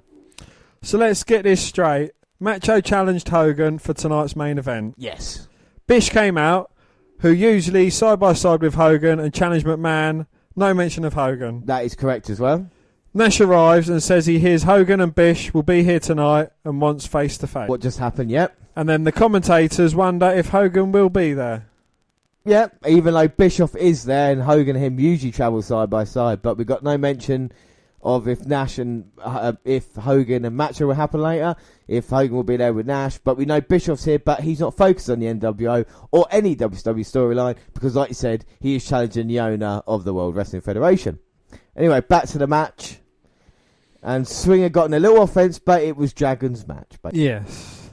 Chavo came out to cheer on Dragon. Ultimo hit Hurricane Rana and Dragon Sleeper for win. There's Chavo, and what's he want to do? Well, he wants to shake Ultimo's hand, but Eddie's not happy with that. Well, I wouldn't be either. I mean, Dragon's been looking after or keeping an eye on Chavo in recent weeks, and Chavo, I think, sees that more of a kind of... Eddie comes out and slaps Chavo across the face. Oh! And Eddie gets shoved by Chavo. And that's the first time Chavo has fought back since it all happened. So Eddie gets on his knees and says, "Go on, Eddie, you want to hit me? Hit me." Oh! But Ultimo locks in the Dragon's sleeper. Oh, and Chavo... Yeah, he breaks it up. Well, Chavo's a little bit upset. He said, "I like Eddie, but oh." And now Eddie gets the upper hand on Ultimo, and Chavo tried to pull Eddie away. And Eddie's like, "Look, no fighting, just love." Yeah, Chavo didn't want any of this, and look at that there, fight between Dragon and Eddie, and a huge Eddie sucks chant, and Eddie walks away. Well, Eric, if Vince accepted his offer to fight, and Eric Bischoff said, "I'd never met Vince at the time. To me, he was just a big guy who lifted weights.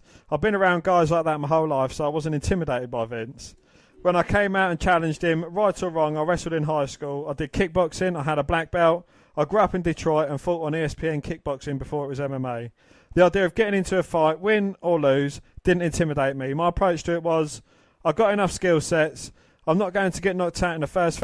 I thought, win, lose or draw. If he comes out and beats my ass, it would be great TV. Winning or losing didn't matter to me. Getting Vince to come to the ring and getting him to do it is what mattered. Hulk Hogan said, brother, you don't want to do that. He's going to show up and kick your ass. I told our head of security that if anybody from WWF showed up, escort them to the dressing rooms, accommodate them in any way. The only person I pulled aside in case anything went wrong was Big Show. I said, if it gets ugly, do me a favour and jump in there. It has to get that bad, though. Otherwise, let it go. See, so he wanted the biggest man to get in front of him and help. But, I mean, exactly. So that was going on, behind the scenes now. And it's incredible when you think the equivalent of Dixie Carter coming out. So, she's not owned the wrestling anymore. But, you know what I mean? Sort of something like that. Anyway, we get the dreaded NWO music. And it is Dusty Rhodes, baby.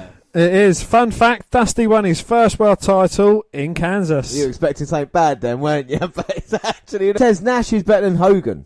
So Dusty said, Bischoff, the only reason you got this place is because it's the house that Dusty built. And he says Hall will be at the pay-per-view.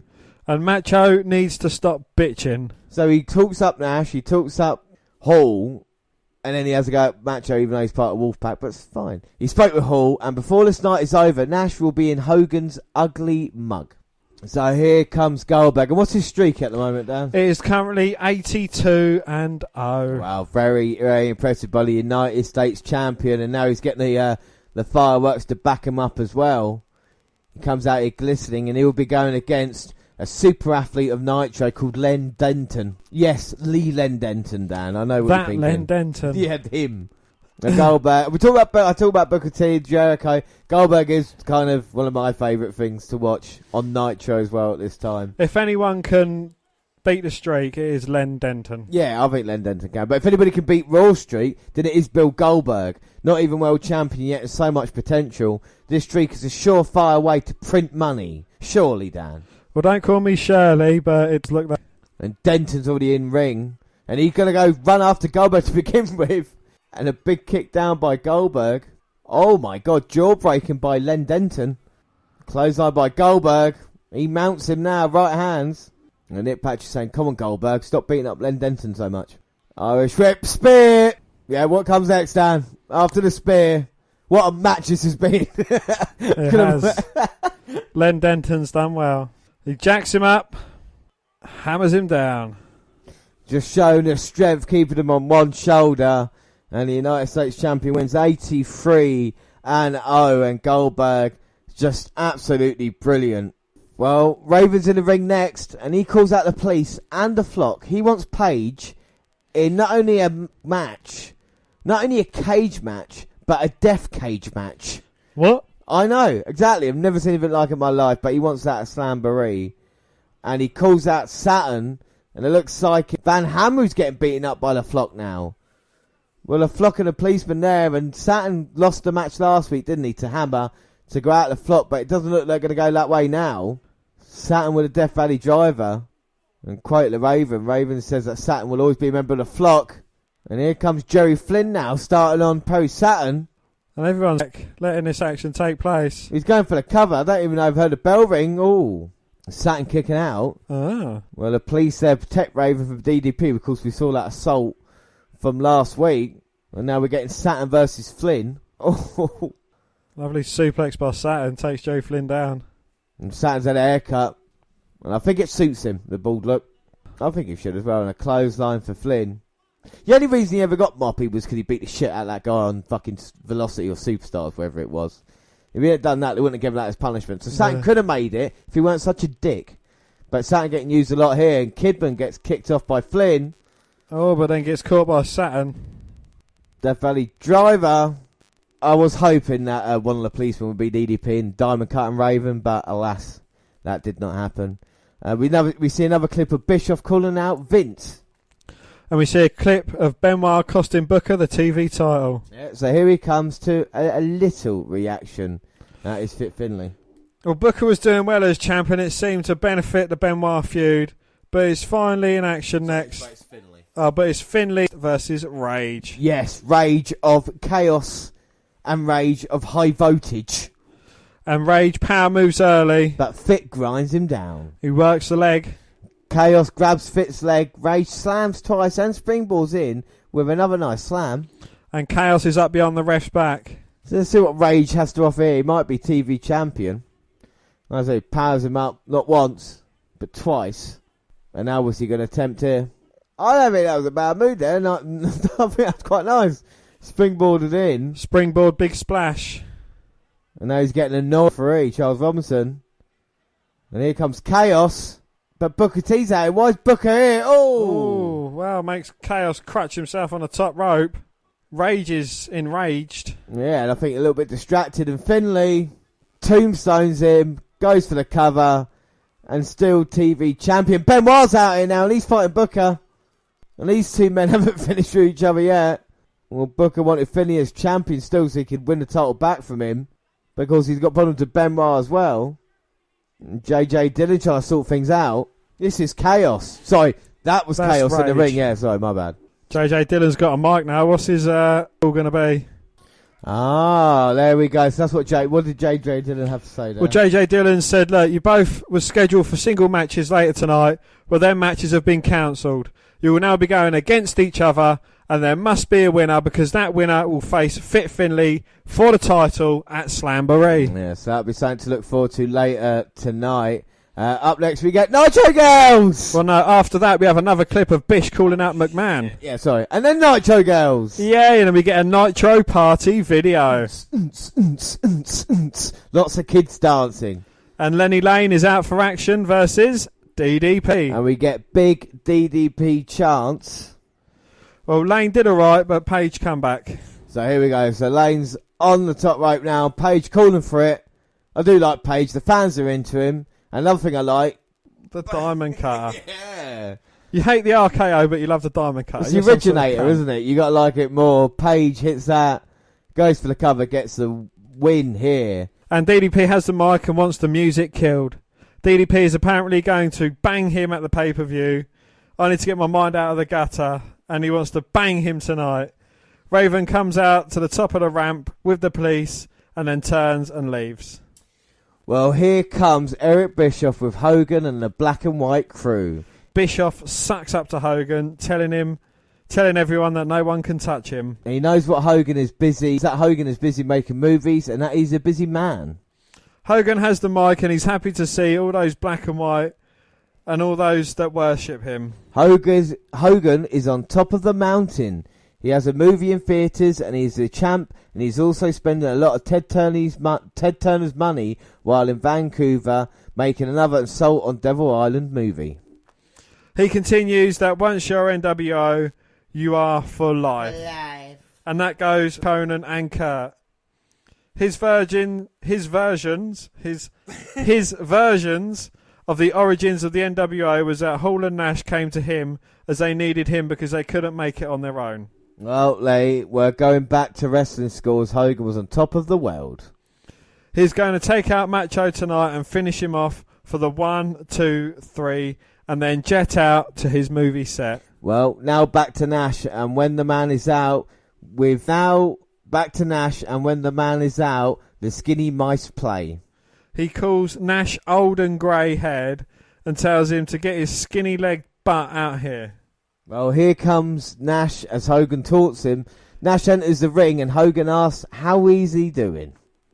Nash responds that he wants Hogan to take off his wife's sunglasses, and Hogan mentions something about Nash's sister. And Nash wants to know why he's checking him out. Hogan wants to get to business and that the black and red is not the way to go.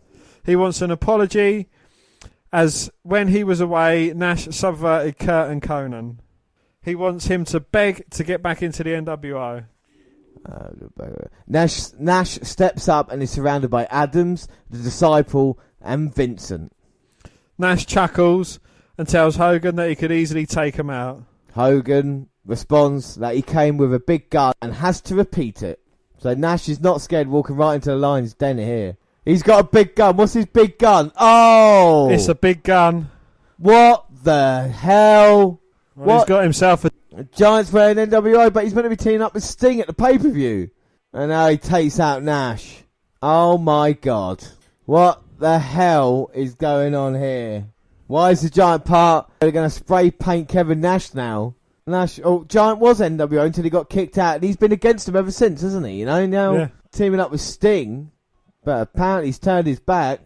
They're doing it just for no fucking reason now. And he's pointed down at Nash on the floor, and he said that's exactly what it's going to do to Vince McMahon. Well, here comes Dusty and Macho, K-Dog. So the Giant is now NWO Hollywood. I mean, why would they do that for? I just don't understand it. Well, does Nash that much? Oh, and he's just told them all to suck it. That's a fair point, isn't it? Yeah, I mean, Nash did nearly break Giant's neck, so maybe the only way to get proper payback is to be part of the NWO, but I thought he was WCW loyal. Yeah, but Hogan said, if you're NWO, James, you're NWO for life. For life. Yeah, you're right about that. Mean Gene is in the ring with Jericho. So Gene with Chris Jericho. Jericho has Juve's mask and welcomes the crowd to Monday Night Jericho. And he wants Gene to call him by his proper name. The Lion of Something and the Ayatollah of Rock and Roller. Well, Jericho brags about all his trophies and shows fake leg pretending it's Ray's. There is no one left for him to face, and after tonight he will retire the belt. But hold it right there, Jericho. JJ comes out and calls the retiring the belt a bit premature. JJ agrees that he's faced to beat them, but there will be a Cruiserweight Battle Royal at the pay-per-view, and the winner will face Jericho that night. Well, Jericho says, well, wait a minute, so 40 men will beat him down, and I get to face him? I'll love those odds. Well, he shows off the picture of Dean, and it's defaced, and Jericho acts shocked. Yeah, because Jericho actually goes like, who did that, you know? Well, here comes a guy who looks like Malenko, and Gene yells, hey, it's Joe Malenko. Well, Jericho, oh my God, look, he doesn't look anything like Dean Malenko. Well, it looks like Dean Malenko if Dean Malenko was fat, you know, he did put on a bit of weight. And now finally gets pointed out. Jericho tells him his problem is not with him. So let's see what Joe Malenko has to say then. Jericho's attacking him with a leg, with a picture, anything else he can get his hands on. Beat him with a picture frame, Jericho. What a sick assault. Joe stumbles over his words and demands respect for those that have retired. Gene asks about what he said about his father, and Jericho claims everything was misconstrued and he can take the picture and leave. So up next it's Glacier. Why? He is in the back and claims that he lived up to it. Then he warns anyone who uses his finisher, and that's it. So the next match is Glacier versus Sick Boy. Yes, Glacier whips him into the ropes, but Sick Boy ducks, only to be run over on a second run by. Sick Boy comes back with some blows, but is kicked in the head, and the ref falls and Glacier hurt, and then connects with a cryonic kick and makes the cover, but no ref. Saturn runs down, hits the same kick and puts Sick Boy on top of him, and he covers him and the bell rings, but the ref says it was only 2. Glacier finishes off Sick Boy, and now Saturn comes in and destroys him. Yeah, it was an absolute dud. Not even sure what the fuck this was and why it was even on television. Well, Gene welcomes Luger. Gene wants to know what to make of Scotty. Lex is tired of everyone jockeying for power. Lex is tired of it and all he wants to do is wrestle and flex. And he wrestles the top guys and everyone in between. He does not ask for much, but he demands to face Bryan Adams and Scott Steiner at the pay-per-view. One, either, or both of them. So we'll see what happens there. And then up next, it is Booker T versus Benoit. Booker just come out in. Benoit starts early because these two men dislike for each other, and the winner faces Finlay for the TV title Slamboree. And here we go. Well, there must be a winner because, yeah, as you say, the winner faces Fit Finlay. And now Benoit stumping the mud hole, walking it dry on Booker T, and he's got a toothless aggression. He's had a haircut. Yeah, literally in a week that has gone by. He's mulletless. Now he's got after Booker, more serious look at his face. Not won the singles championship in the United States as of yet. Oh, and a big knife edge chop to Booker. And both these men in great shape, apart from the referee. It looks like he's got AIDS. His body, yeah. I think that's one that dies of cancer. His shirt looks about 10 times too big for him. Benoit going to go for maybe the crossface. Booker countered it though. Oh, but Booker catching a lovely spinning heel kick, taking Benoit down. Going to be into Booker. They're all raising the roof. It's the forearm, now Irish whip. And a high back body drop from Booker to Benoit. Well, Benoit nearly hit the lights there on that one. Now Booker's screaming, looking to put Benoit away in the early going. That is high body power, high body slam. That was fantastic power there by Booker T. A monkey doing the gorilla press. Make sure you cut this bit out. I don't leave this one in. Biggers! Coos! Look at the coos! Mark Tardis spunk. Great show of power there by Booker. They go outside to brawl a little bit, now back in. And Benoit's got the upper hand now, but Booker T quickly switches it around. Throws Benoit against the ropes, delivers a few elbows and some clubbing blows across the back. But Benoit dodges Booker's attempt for a clothesline and hits a German suplex. A thunderous German, even the referee clapped at that one. Now both men down, they're both bringing it, aren't they? They're not holding anything back in this one. Now Benoit going to maybe attempt to snap suplex. Hits it.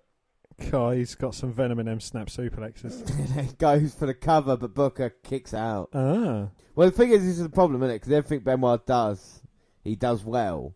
But it's obviously the problem with that. But with Booker T as well, I got credit him because everything he does looks quite good at this moment in time. I always credit him more for having a character rather than being a wrestler. And where you can go back and see them, you know what I mean, building up their careers and stuff like this. Most definitely, yeah. You know, Booker T, do you think he kind of let it go when he joined WWE? I think a little bit. He had to kind of wrestle a different style, didn't he? You know, it was all Ben and Rooney's and stuff. And this one, he seems he's got more aggressive nature to him. Yeah, he steps out when needs to. Nice power slam there, Randy Orton-esque.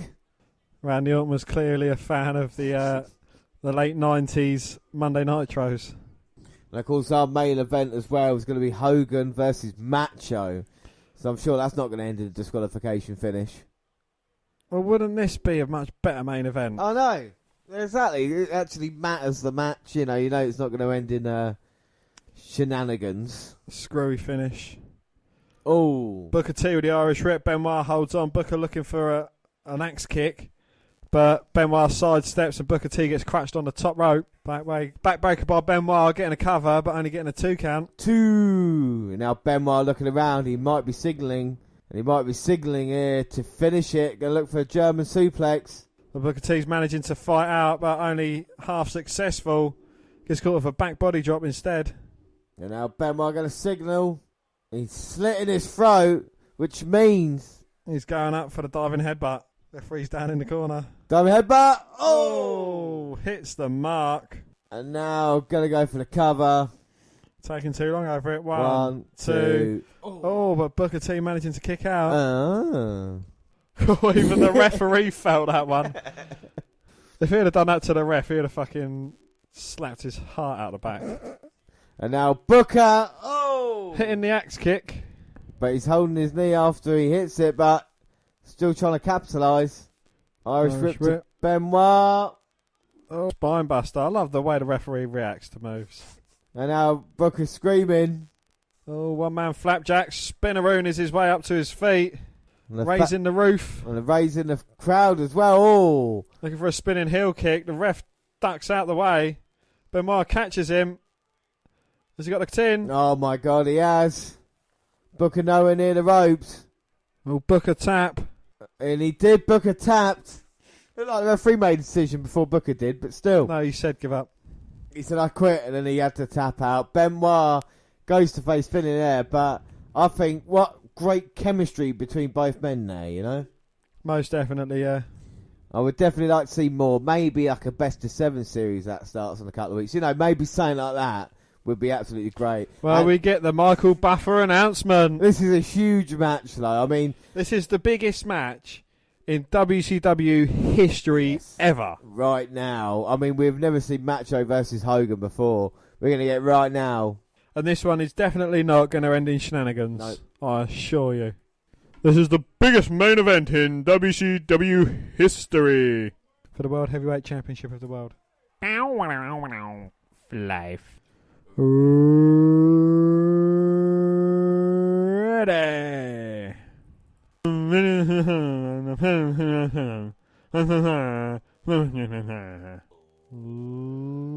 Let's get ready to rumble.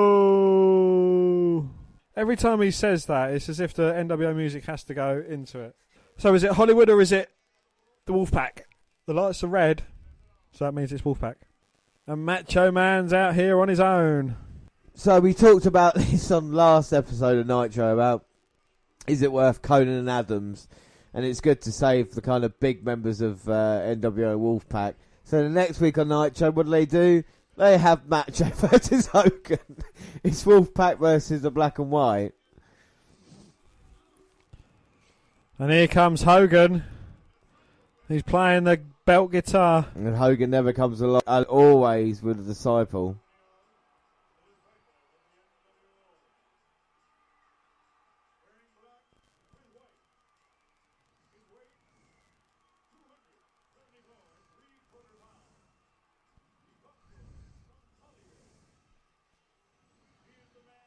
I mean, he's fucking Hogan, man. You know what I mean? It's his fault that he destroyed WCW. It looks that way. It does, yeah. It's kind of like he's the Triple H. Yeah. You know, oh yeah, well the title must go to me. But there's no Vince McMahon there to kind of stop him. Do you know what I mean? Like, that way, like Hogan just did what he wants. Even with this shit, it's like, I want to fight these guys. It's just like, the disciple. He shouldn't even be there. Hogan should be champion at this point. Should have lost the Sting and then gone into like semi-retirement. Come out on special occasions. I don't know. He's still going to fight into 2003 for WWF though, wouldn't he? WWE. 2007, wasn't 2007, it? yeah. Orton, wasn't it? SummerSlam. Oh yeah. But like I said, he was. But then again, Dan, that's an excellent point, because in WWE in 2002, when he did go up there, Vince McMahon did make him world champion as well. Even though it was only for a month, he still got his way. That's how they had fallen out, because he wanted to beat Lesnar. And Vince's like, no, Lesnar's the future. Hogan's like, but am I Hulk Hogan, though? Yeah, but Lesnar's gonna be big. Yeah, but I'm Hulk Hogan. Yeah, but I'm Hulk Hogan. And that's why Austin didn't work with him at WrestleMania 18. And The Rock did, and he got fucking booed out of the building because of it. But anyway, back to this huge main event. Macho and Hogan. And before the bell can ring, Macho's on Hogan like white on rice. And the comments, and Tony says that's the world's most dangerous man. I don't know, I think Ken Shamrock is. Macho choking Hogan, or Benoit, I would say. And the referee can't do anything about the choking. This is heinous. I wonder how many wrestling moves they hit. Let's count them during this match. Are we talking proper wrestling moves? I'm talking any wrestling moves that's not choking, slapping, punching, like Macho's doing to Hogan in the corner now. Does a double axe handle smash to the back? No, that doesn't count. Eye rake doesn't count. Any sorts of choke don't count. Like a suplex or a DDT. Yep, anything like that. That doesn't class as a wrestling move either. Him throwing his bandana in Hogan's face. Yeah, but that hurt Hogan. No, poke to the eye doesn't count either. No, another poke to the eye don't count. A rake to the eye? No, that don't count either. What about a rake to the back? No, don't count. Ah. This is almost as if I could see into the future. Punch? No, that don't count. No choking on the rope either. What about a big right hand? No. Does that count as a punch? Macho's back to Irish whip. Oh, follows it up with a clothesline. Clothesline. Didn't it? No, see, no. This doesn't count either, choking on the rope. He's using his foot, not his hand, though. Talking proper wrestling moves here. Macho's in a bit of trouble. Goes to the outside. Head bounce off barricade? No. No. He's got him. We've got a hammerlock thrown the ring post. Yeah, well, he's thrown in the ring post. No, still don't count. Thrown into the barricade again. Hogan throws Macho back into the ring.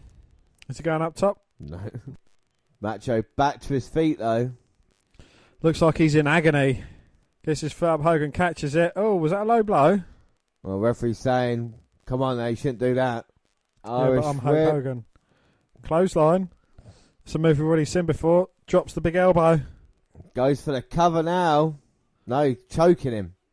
Yeah, he's choking. It's definitely completely different to the Booker T Benoit match we've just seen. And, it's like day and night. Hogan's got Macho. Ooh. Hangs him up on the bottom rope. Is that NWO tagged onto the ring? Oh, look like it there. Maybe it was from when the Giant joined and they spray painted. Yeah, and then his back in the corner. Yeah. Well, it is for life. The ring's NWO. Hogan choking out Macho with a nose rake this time. And Macho Man hits Hogan with a low blow this time. Clubbing blow to Macho. We've still seen only 3 wrestling moves. I thought he was going to go for a side Russian leg sweep. Irish whip, big boot. It's been all Hogan. He calls for the end, but Macho up. Slam counts. First wrestling move. First proper move on each other as a slam. And now leg drop. Oh. Misses though. And now Macho calling for the slam. Oh. The wrestling move each. And Macho going to go up for the big elbow. Oh, but the Disciple looking to get involved. Yep, Disciple pushes Macho off. Referee just not looking. And here comes Brett. I hope the referee doesn't see this. Well, Brett's got the WCW title. Hits Macho over the back with it. Oh. And then spits on him and gets a drink thrown in his face. Well, he spat on Macho and he tells the fans to fuck off. Hogan goes for the cover. So we see only 2 actual wrestling moves in this whole match. Yep. Brett gets for the fans. And now all the rubbish come into the ring as well. The rubbish is already in the ring. Oh, more rubbish on the way. Here comes Nash. Charles Robinson needs to get out of there. Someone's got a toilet roll. And here comes Piper. He certainly is special. Yeah, well, Piper's out here, says Macho wins by DQ, and he's going to be the referee in Macho versus Brett this Sunday. Because everyone else is afraid to get in between them two. So Piper's he's just been talking endlessly, hasn't he, for the past couple of minutes? Yeah, he's saying, look, you know, if Brett bites you, Macho, you get up and bite him back. Don't go complaining to him. If a low blow happens, low blow him back. He'll write him a prescription for Viagra and everyone can go home happy. Now the Giants come out here to confront Piper. Now Piper's just thrown little poor Charles Robinson out the ring. Haven't seen him for a while. No, and he's going to team up with the Giant, who's now NWO this Sunday, against Nash and Hall, and he's looking on from the rafters. So my God, what a couple of episodes there of Monday Nitro. Quite shockingly bad some parts, and some parts quite good, but we do move on. And it is the WCW's pay-per-view for the month of May. And it's WCW Spring, WCW Slamboree. What's the buy rate in this one then? Let's get started. Well, the buy rate for Slamboree was a 0.72 buy rate times 459,316 homes is equal to 262,507 buys. Yeah, and it is the 17th of May 1998. There's 11,592 people here in the Centrum. It's May, and the WWF is not quite in control, but they are slowly opening the margins on their opposition. Looking at the card, it seems very promising, but that basically sums up WCW's story. They failed to deliver time and time again. In the last month, we've had Macho Man's reign as champion last a whole day. Hogan once again champion. The Giant joined with Hollywood Hogan and is once again black and white. Kurt Hennig, Koning are now in the Wolfpac, and Fit Finlay was the one to take the TV title from Booker T. Abso-fucking-lutely ridiculous. But it's fair to say I'll be pretty pissed if Benoit can't overcome Finlay later on in the night. We also have Eric Bischoff versus Vince McMahon, so it'll be pretty interesting to see what happens there. It's the three amigos in Tony, Brain and Mike, and we begin with a recap of Eazy-E's challenge being handed out to the boss of the WWF, and if he decides to show up, he will be escorted to his own dressing room to prepare for the match. So the first match was Chris Benoit versus Fit Finlay. And I thought this was rather good, given the result, which is that opposite what everybody wanted. Finlay did defeat Chris Benoit. I just want to go on Wikipedia and check out when Benoit won his first title, save me from disappointment every time that we do these reviews as well. Booker simply walked out in the suit, but that was enough to ruin any chance Benoit had for the win. Like, what? So, yeah, Finlay did do it. Next match, Dan? Next match was Bryan Adams with Vincent versus Lex Luger. It's a shit match. Just run through what happened on there. Yeah, well, shoulder breaker, power slam, signals for the rack. Vincent makes his way onto the apron. Luger cops the worst stiff shot to the back I've ever seen in professional wrestling before running into a pile driver. And here it begins. The part of every Luger match where he gets home for a bit before the whacking out the torture rack out of nowhere. And there it is. Ducks a clothesline and gets the win. Whatever. Yeah, lots and lots of flexing. Has there been a bigger fall from grace than Lex Luger? 7 months ago he was a world champion, and now he's plodding along in the second match of the night. WWE have finally woken up when it comes to Lex Luger. Up next we get Saturn cutting a promo backstage saying he's relied on Raven to guide his career, but it's now all, what about me? What about Saturn? And there is nothing Raven can do about it. I know they won't allow the flock to blossom, but WCW had a good thing here and they totally let it slip. One of the matches we're going to focus on as well is this one right now, the 50-man Cruiserweight Battle Royal. Of course, the winner will go on to face Jericho for the Cruiserweight title later tonight. And we have Jericho introducing all the competitors, and it is really hilarious. He says stuff like, he's the youngest man in our sport today, he is Quasi-Juice Guerrero, and Silver King, if he wins 12 more matches, he'll be upgraded to Golden King. Pure gold. We have some serious plotters in this match, people, so I just tried to fetch their names once they're eliminated. As you might expect, there's little spitfires everywhere to start this one. Evan Courageous is eliminated. Some Joe named Johnny Swinger is then thrown out as Jericho is on screen drinking a cuppa while watching the proceedings. V with a drop kick and my boy Super Callow is eliminated. Damn. Bronze is gone. El Gorio is gone. Seriously, he was perhaps the biggest plotter of the lot.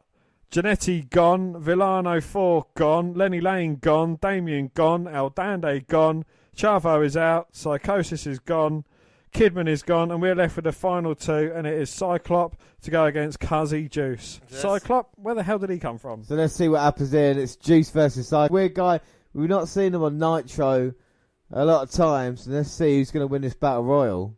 So it's Cyclop versus Quasi Juve. Yeah, they shake hands and the Juice he eliminated himself. Why did he do that for? And now he takes some look at the pop. Takes the mask off.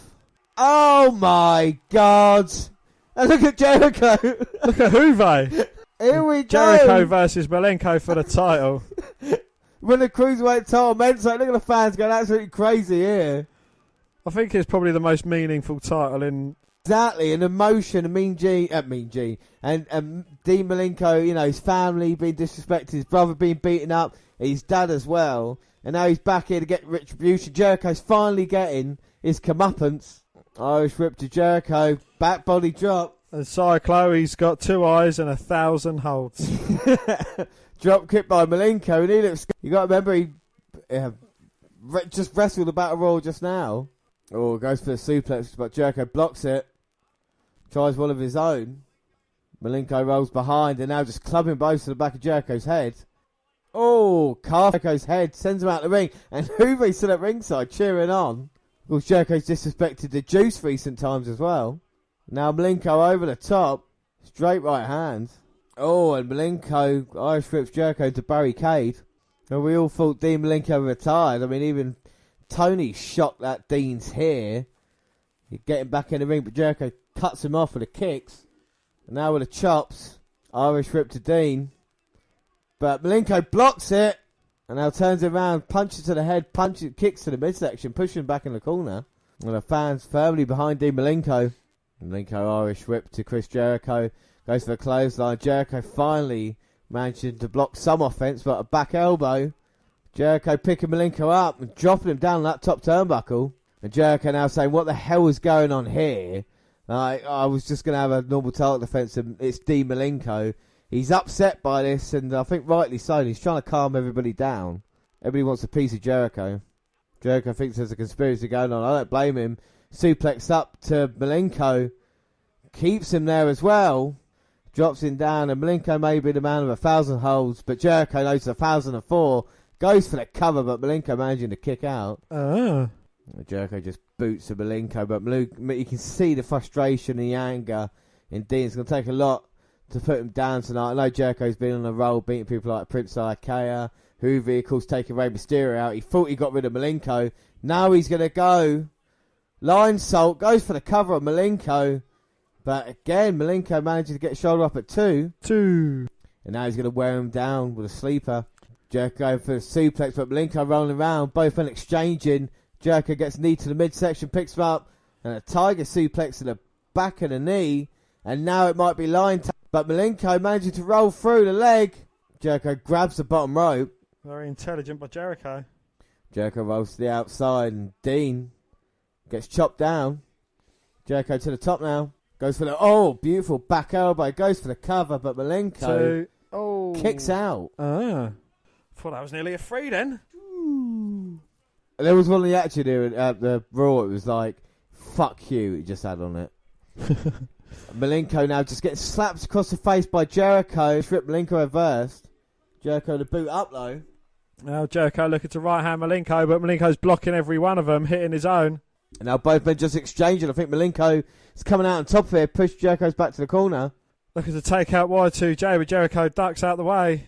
Places Malenko on the top turnbuckle and gives him a slap for good measure. And now Jericho's got him in a precarious position, but Malenko fighting. Malenko managing to get Jericho onto his shoulder on the second rope. A gut buster from the second. Now Malenko having to use the ropes to get up. But he screams, maybe this is the end. Texas Cloverleaf time. He's trying to get in. Jericho scrambling. Oh no, he's in. There's no escape for Jericho. Can Jericho manage to get to that rope at all?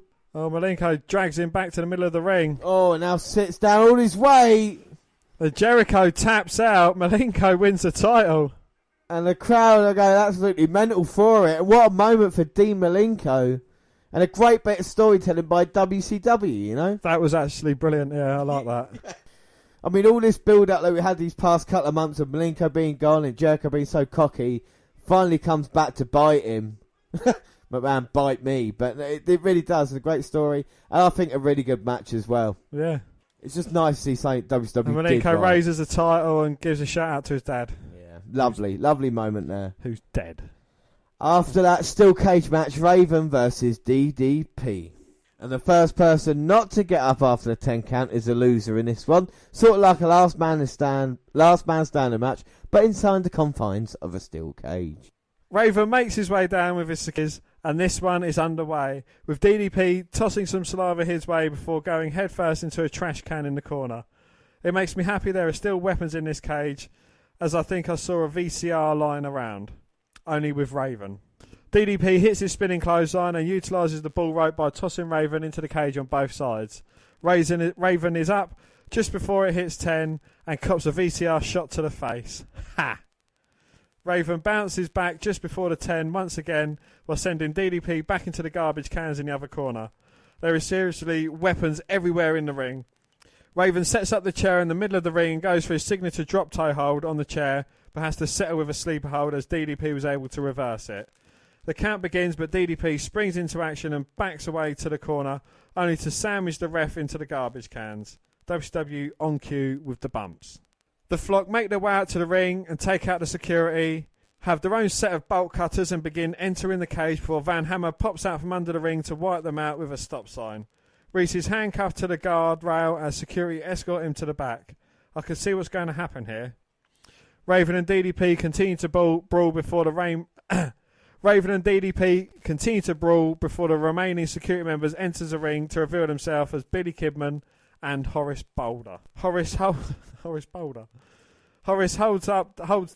while Kidman goes up top with a stop sign, but DDP moves. Seriously, in the history of wrestling, has that ever been pulled off? DDP diamond cutters both of them before getting smashed by a fire extinguisher and even flow DDT.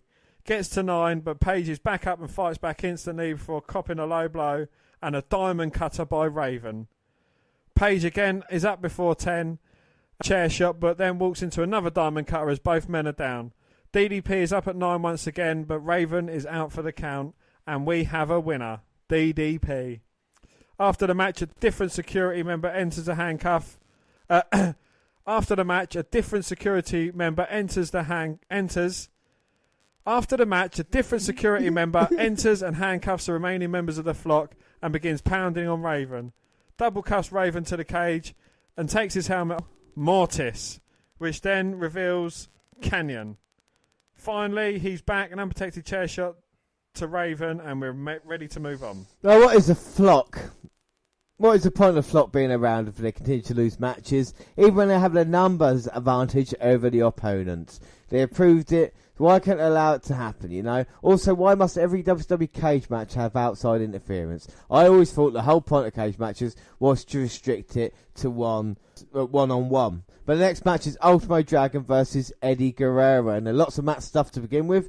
Both competitors showing their versatility and acrobatics before Dragon has to kick reverse for the first time in WCW history. This is a proud moment for myself.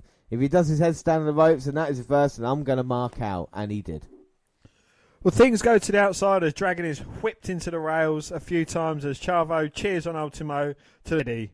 Receives a few slaps for good measure before Guerrero takes Dragon back to the ring, but is met with an Asai moonsault. Back in the ring and another moonsault from the top nets only 2 count. 2. Before Eddie back to the top, but cops a Chavo Guerrero tornado DDT. Goes up for the 5-star, but Dragon moves and cradles for another near fall. So, Ultimo Dragon's got Dragon Sleeper, and Eddie now using the ropes. Flips over and catches his own Dragon Sleeper. Oh, that was lovely by Eddie. And on the ropes, but Chavo pulls him off and says, no, you're going to do this right. Well, we've seen that Chavo's had respect for Dragon, and we've seen the altercations on Nitro. And Eddie just slapping the hell out of Chavo, and Chavo getting frustrated. Oh, and Ultimo looking to catch Eddie from behind, but Eddie ducks. Chavo gets taken out by Ultimo. And now Eddie's got, Dragon, and that was a brain buster. And Eddie up to the top. Frog splash. 1, 2, 3. Oh, but Chavo's in and he's not happy. Throws Eddie into the corner. And now he's saying to Eddie, come on. What the hell are you doing? I think he wants to help both of them. He's got Eddie Guerrero's my favourite wrestler on his t-shirt. Oh! Next Chavo. And Chavo then kicks Ultimo Dragon into the corner. And Eddie maybe has turned Chavo to the dark side. Oh! Well, Chavo was annoyed maybe he got kicked in the face. This is sort of now Eddie's trying to pull him off. And Eddie's like, hang on a second here, come on. Chavo's saying, no, I want to do this myself. Eddie's telling him to calm down. He pulls Chavo off and then gives him a slap for good measure. I don't know if that was a good idea. Oh, and now he's saying to Chavo, go on, punch me. He's down on his knees again. And I think Chavo might. And he won. That's fair enough. Eddie's telling him to hit him, Chavo saying no. And then Chavo kisses Eddie on the cheek. And Eddie starts smirking. He's not smirking. He's not got a cigarette in his gob. He's just been kissed on the cheek by his nephew Chavo. And Chavo seems to have, like I said, embraced the dark side. My uncle used to smile when I kissed him on the bum cheek. And the next match is, for the title in it, is Perry Saturn versus Goldberg. Goldberg literally monsters over Saturn in the ring, and Saturn is no small man. The man hit a massive gorilla press slam, then a gorilla press drop, so be all over him early. Yeah, it's just the usual Goldberg matchup, but a good filler to keep the crowd slightly entertained. Goldberg beats Goldberg. Goldberg beats Goldberg. Goldberg. Now it's Eric Bischoff versus Vince McMahon. Dan, tell me about it. Yes, it is Eric Bischoff versus Vince McMahon. Vince McMahon fails to come out, which leads to Eric Bischoff to get on the mic and count the owner of the WWF out. Crowd makes a count, and that's it. I mean, could you actually imagine if Vince McMahon showed up? Anyone who has read Eric's book would know that Vince actually considered making an appearance, but had something to do with his daughter and couldn't make it. WWF are in firm control of proceedings, and this would only gather unneeded publicity for the opposition. I'm not going to lie, though, I would have fucking loved to see this. We're not going to. But we get something better, though, James. We get Bret Hart versus Macho Man Randy Savage with the special guest referee, Rowdy Ronda Piper. So tell me all about it. I was just about to before you interrupted Tell me all I'm about not gonna, it. No, I don't want to. Fuck you. So, I'm going to tell you about it. Hey. So, it's a somewhat heel Bret Hart coming to the ring after helping Hollywood win back the title the night after Spring Stampede. And already the cowardly tactics are out. Piper has had enough. Piper has had enough and decides to bring the shenanigans to an end by tossing Bret back into the ring himself. Some brawling before things go to the outside where the steel steps come into play, but Bret misses a would-be fatal shot. They're now in the crowd, and Hart is in firm control as the brawl continues. Things are finally back in the ring, and Bret is working on the Macho Man bung knee for a rather long time before the famous side Russian leg sweep. Follows it up with a pile driver, but Piper counts a very slow 2 count. Backbreaker and goes for a very slow elbow drop from the backbreaker and goes for a very slow elbow drop from the second rope, but misses. Savage bounces right back and hits his signature elbow drop, but lands awkwardly on the hurt knee. Finally, gets the pin on the Hitman, but he kicks out at 2. Out of nowhere, the sharpshooter is on as Liz begins to make her way to the ring. Footage goes back to the ring, and suddenly Savage has the sharpshooter on, but gets to the rope. Liz enters the ring and distracts Piper, but Hart has none of it and pops Piper in the head with somewhat foreign object wrapped around his hand. Savage recovers and picks up the foreign object, wrapping it around his hand, but Hogan, no joke, bobbed up like a ghost and hits him in the knee. Sharpshooter, and this one's over. Piper calls for the bell and finds the object wrapped around Savage's hand, but might wait for Nitro, but might wait till Nitro. Yeah, so we'll have to wait for Nitro until we see what the fallout is. But I actually enjoyed this, and Bret Hart, not knowing as being the best heel, gets something of the crowd, and another heel has throughout the night. It definitely added to the intrigue of the match, and was technically pretty good. Hogan just had to get his fat head involved, but it could have been a lot worse. Actually could have been better also, but it's a pass for myself. And up next is the tag team titles, the forgotten tag team titles, and that is the Outsiders with Dusty Rhodes versus Sting and the NWO Giant. Well, here I was beginning to think the tag team titles were extinct, but hey, here they are. I seriously think that in the last year the titles have been defended twice, which is really phenomenal in itself. Anyway, it's survey time, and I think the NWO legitimately won for once. Wolfpac for the win. The Giant makes his way to the ring, and the NWO black and white music without Sting. We all know Sting is anti any NWO, so it'll be interesting to see exactly in this. Anyway, it's another review, which means another guarantee on the Giant and Kevin Nash scenario. Nash will not be pinned, let alone by the Giant. Well, Hall and Sting start things off, and it's a few shoulder blocks from Hall before Sting bounces back from a chokeslam with a bulldog and a couple of Stinger splashes. Goes for the deathlock, but Nash enters the ring and is cleaned up by first Sting and then the Giant, which forces Wolfpac to have a discussion with Dusty. Back in the ring, and Giant is tagged in, which leads to Nash being tagged in, and the two big boys are going at it. It's very weird, as if it's Sting up against the Wolfpac. He gets cheered, but when the outsiders up with Giant, they're cheered. Sting is in, but walks directly into a big boot, which allows to be tagged in and apply the fall away slam. Sting is being hammered from pillar to post, and the Giant is eager for the hot tag. Giant is finally tagged in, and Sting fights back from the bear hug. Oh, so Sting now is in the bear hug. Here we go. He's been worked on a lot. Can he get out of it? I think he can. He's managing to fight his way out. Hits Hall off the ropes. Finally tags in the Giant, who steps over the top rope, clubs Nash to the back, and then clotheslines Nash. Now Giant clubbing away on Kevin Nash, and is he aiming for the back of the neck, exactly the spot where Nash hurt Giant? Rolled out. And a Giant slam there from the Giant. Impressive enough, and now what's the Giant got planned? And a terrible. A terrible headbutt to the groin area. And Scott, after his personal demons, he's finally made it to the pay-per-view. He's not looked too bad. Leg drop by Giant. But Nash managing to kick out. Now the Giant might be getting a little bit frustrated. Well, down comes the strap. That means that he means business. And what the hell is the Giant doing? It looks like he's going up. Oh, even Hall don't believe it. All the fans on their feet now. What the hell is the Giant doing? All the way up. Oh, looking for a giant splash, but Nash rolls out of the way. Hall desperate for the tag in. And Sting doesn't look that. He's just more shocked than I think anything else. Both men down. And Scott all slapping the back of Nash, trying to wake him up. Dusty Rhodes pulling the referee over to the corner. Nash pulls his straps down now. Oh my God, he's not going to try a jackknife on Giant. Scott Hall's in and he's got the title belt. Oh! He hit Nash over the back with a title belt. What? That must have been a mistake. Giant going for the cover. 1, 2, 3. Oh, what? So, NWO Giant and WCW Sting, tag team champions, and Scott Hall's turned his back on Kevin Nash. No. And so is Dusty. And is Sting going to be a part of it or not? They've got the NWO t-shirt. He's got the Wolfpac. And he just laid it down on Kevin Nash. What do you make of that, Dan?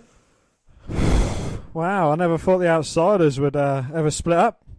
But they have. Well, where the hell did that come from? I watched it a second time as I thought I remembered Hall getting hit by Giant. But I was totally wrong. Which means it was pretty well worked and came from nowhere. I guess that leaves Hall in the black and white along with Dusty Rhodes, and I'll be interested to see the fallout. I was a bit puzzled though with the pairing, but I guess they had no choice. Giant went NWO the night show before Slamboree, and the match was put together 2 weeks prior to that. If Sting joins the NWO though, I think I'm done with wrestling in general. I will not be able to stomach the sheer stupidity and nonsense that came with it. Well, I didn't really like this match at all. The Cruiserweight period of the show stopped this from being a complete fail, and lately shows have been one-match shows, which has been very disappointing. So much potential there with the roster they have to work with, but I'll say it again, it's like they are on repeat every month. It's turn after turn after turn, and after a while the shock and unexpectedness evaporate. And on top of that, I keep turning off the WWE Network, wondering how Benoit still hasn't got the title to his name. So, quite disappointing. Will the WWF pay-per-view be any better this month? We're going to watch that in entirety on part 2. So WCW Monday Nitro, the 18th of May, 1998, and it's 140. Nitro's only an hour this week. Hopefully they do not try and Nitro is only an hour this week, and hopefully they do not try and cram a copious amount of changes down our throats. The PPV was surprisingly terrible, and hopefully that doesn't continue with the follow-up. I have slated this numerous times, but WCW has a lot going for it, and there's no need to make wholesale changes, except perhaps push some different talent and make some better booking decisions. The random heel turns are just mind-boggling. I will admit that heel Brett is far more interesting than a face Brett, but it was a bit sudden. And then again, he had not done a damn thing for nearly 3 months, just collecting a paycheck. The Giant is baffling too, but if you look back, he has turned so many damn times, and you can often randomly, with both WWE and WCW, that you need to know calculus to count a PhD to understand why. Anyway, Nitro got a 2.5, Raw got a 5.5. Yeah, and a video showing Hall and Sting from Slamboree. Then we get fireworks, and Tony welcomes us to the Civic Centre in Providence, Rhode Island. Bischoff is in the middle of the ring, sitting on his Harley. He is declaring himself king. That's not Harley Race, by the way. He's not that cruel. Or Harley Quinn. Harley Quinn? Oh, yeah, hello. He's looking back at the past 100 weeks and realises that right now his TV record is 102. And his wrestling career is 2-0 as he beat Zbyszko and Vince McMahon. He wanted to do it in the ring, but he realises that will not happen. He repeats he did all he could. He has to look to the future, a record better than Goldberg, and he thanks everyone for the greatest night of his life. So match one is Saturn versus Psychosis, and Saturn goes off with a series of kicks and punches. Psychosis comes out of the corner and takes him down. Now he unloads some chops up top, but is shoved up, and Saturn leaps right into a drop kick. Saturn is up top again, is knocked off, and Psychosis dives into him. Saturn is rolled back into the ring, but he catches Psychosis and flips him backwards, and then kicks him square in the head with Glacier's move, and now the Death Valley driver, and he gets quite the pop when he finishes him off with the rings. Not sure how long it will last, but Saturn is fun to watch, and he is getting over. Well, Piper has come out, and Gene is in the ring. Piper has a lot of things on his mind. He's upset, and being a ref is the worst job. He was pushed around, and Liz has acid for saliva. He still thinks it was Savage who hit him and wants him to come out right now. Savage comes out to quite the pop and states that what happened does not sit too well with him. Piper responds that he's not the guy who apologises, but he saw the footage and stumbles over Hogan being a bald-headed reptile. He did not know that it was Bret and Hogan who interfered. Piper is changing his decision. The fans boo. It is Bret Hart, and he does not like that, as he claims he won the match right in the middle. Savage needed an excuse, and he got one. Savage is inviting him down now. Savage is inviting him down right now to finish what he started. Bret starts down, but proclaims it's 2-on-1, and he's been beaten up two, and he has beaten up two before, and Hogan stops him. He states they have bitten off more than they can chew. Hogan him names, and he and Bret could take them on at the GAB as a team. Piper, though, wants them now, and Hogan acts tough and heads to the ring, but allows Eric Bischoff to hold him back. Oh, God, so at Great American Bash we could have a tag team match of this proportion. Well, Gene is with Dean, and the latter is forgiving him for what he said. Dean is happy with the Cruiserweight. He is tired of Chris's pompous attitude, and he did his best to get over. And when he spoke about Boris, that was a bridge too far, and he wished he never brought up his father. Now they show Chris throwing an absolute fit in the back, claiming that this is not right and he should be the champ. He hucks around as... So he's just had his, hissy fit, really. Match 2, Damien versus Juventud Guerrera. Juve goes on the offensive with kicks and chops until he misses in the corner. He gets clotheslines, and now they go back and forth, and Juve springs off Damien and kicks him to the floor. He slides to the floor only to be sent into the steps. Damien is on the apron and leaps into him. Back inside, and both men are crotched up top. And Damien picks him up from the top and gives him a type of muscle buster, and Juve gets his shoulder up, and the fans start a Juve chant. He then hits a Juve driver, and Damien kicks out. Oh. Juve fucks up the 450, but then hits an elbow and pins him for the win. Well, still decent. Match 3, it's Goldberg versus Glacier for the US title. So let's just watch Goldberg's entrance. Look, it's evolving each week, isn't it now? He's coming through the fireworks. Will he breathe his smoke yet? No. Not yet, but look how intense this man is. Slapping himself silly. Glacier's in the ring waiting for Goldberg. And the US title is on the line. We heard Glacier want to be taken seriously. He'll be taken very seriously if he can stop Goldberg's streak. And look at him with the kicks now on Goldberg. Goldberg blocking them, ducking a spinning heel kick, and catches him with a beast of a clothesline. Glacier's now on the mat, and he's getting pummeled in the face by Bill. And you can see the fans ready to get on their feet as soon as Goldberg does something impressive. Hits the leg whip, and Goldberg springs back to his feet. Oh, but Glacier with a chop. And Goldberg with a judo throw. Back on the mat, and he chokes out Glacier. Showing his aggressive side there, maybe. Goldberg has a hater in the crowd. Goldberg, same two moves. Oh. But that's how he finishes people. Maybe that's why he's changing it up. Hits the knee on Glacier. Well, Glacier Irish whipped across the ring, and I think the ring moved. Goldberg comes charging in. Glacier lifts a foot. Goldberg catches it, but gets caught. Oh! And then Goldberg up to his feet after the kick from Glacier. Glacier nips up to his feet, only to be speared straight back down again. What happens next, Dan? Well, James. Oh, my God. Look how long he's holding him up there for. One arm hammers him down. 1, 2, 3. Oh, my God. Impressive there by Bill Goldberg. Yes, up next we've got Gene, and he is with DDP. Gene asked him about the match last night, and DDP quotes Dick Murdoch. He loves because he loves it. He does it because he loves it. And the fans, and because he does it because he loves it, and the fans, he does it because he loves it, and because the fans jack him up. And now he has his sights on the gold. He has not forgotten the last 15 months, and he is connecting the dots for Hogan, and bang. Here comes Hogan and the crew. Hogan prances around with a belt. According to Eric Bischoff, Hogan has some important things to say, and Hogan talks about being the supreme power in wrestling. After last night, if there was ever a doubt that he would be alone, like Nash claimed, was proven false because greatness always follows Hogan.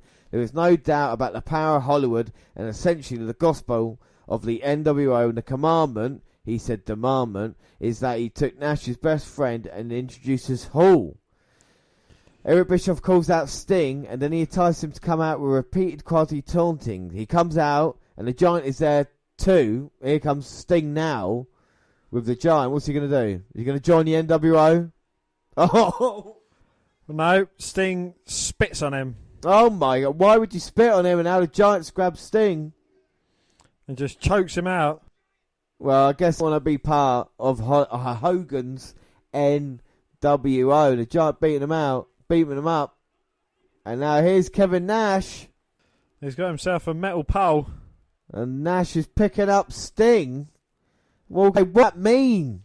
What does it mean? I can't wait to watch Nitro 141 on May the 25th, 1998. I know. Who? I don't know. I don't know what we'll do. Well, we're going to watch that episode on part 2. So now what we're going to do...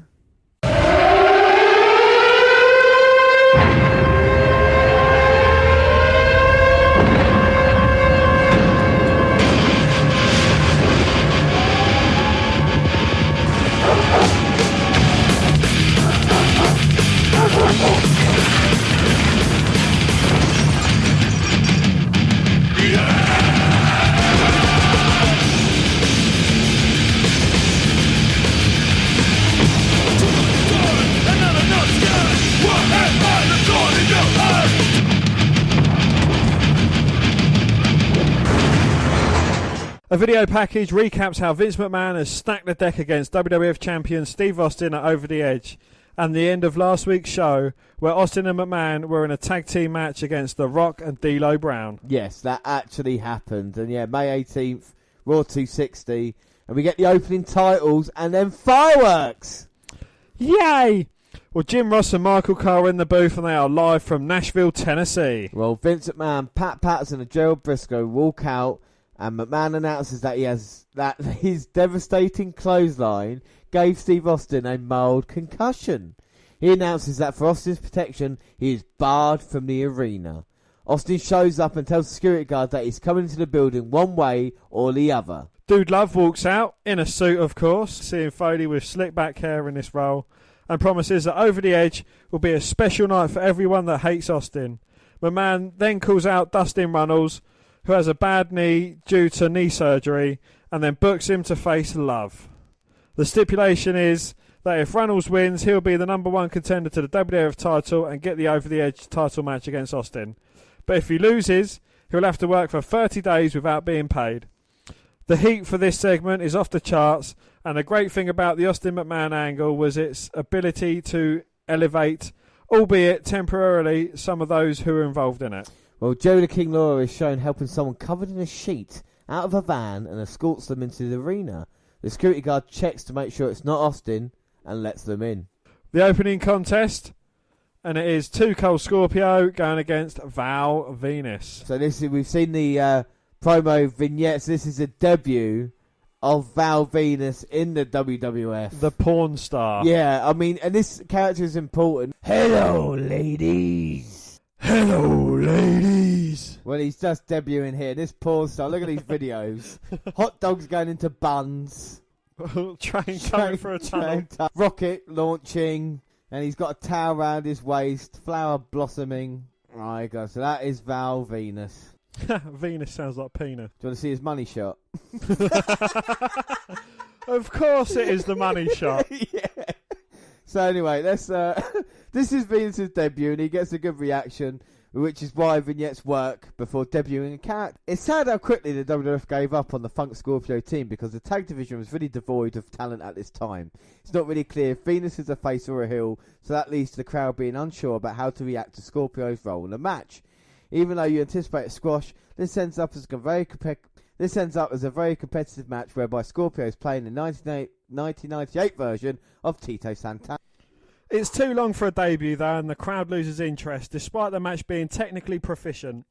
Val Venis also didn't really show a lot of dimensions to his character to distinguish him from a generic wrestler. Scorpio up the moonsault. Oh, Val rolls out the way. And now can Val Venis maybe capitalise on this? Looking for his money shot right on Scorpio's chest for the 1, 2, 3. When the security guard will not let Steve Austin into the building, he assaults him. Yeah, I mean, fair enough.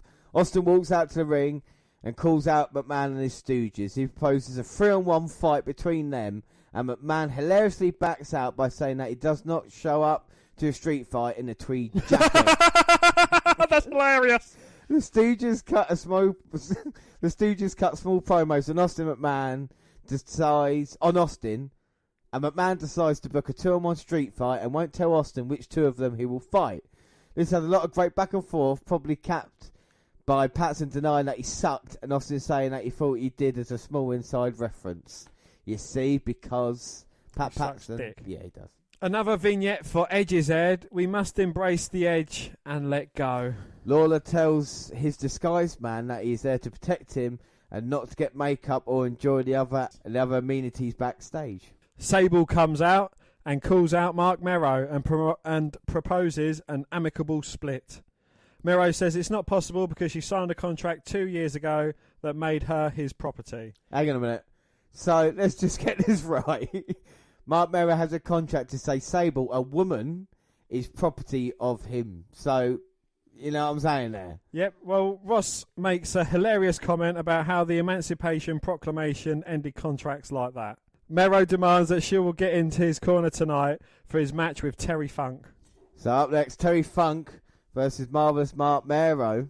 And Funk and Mero brawl back and forth until Funk knocks referee down while pounding on Mero in the corner.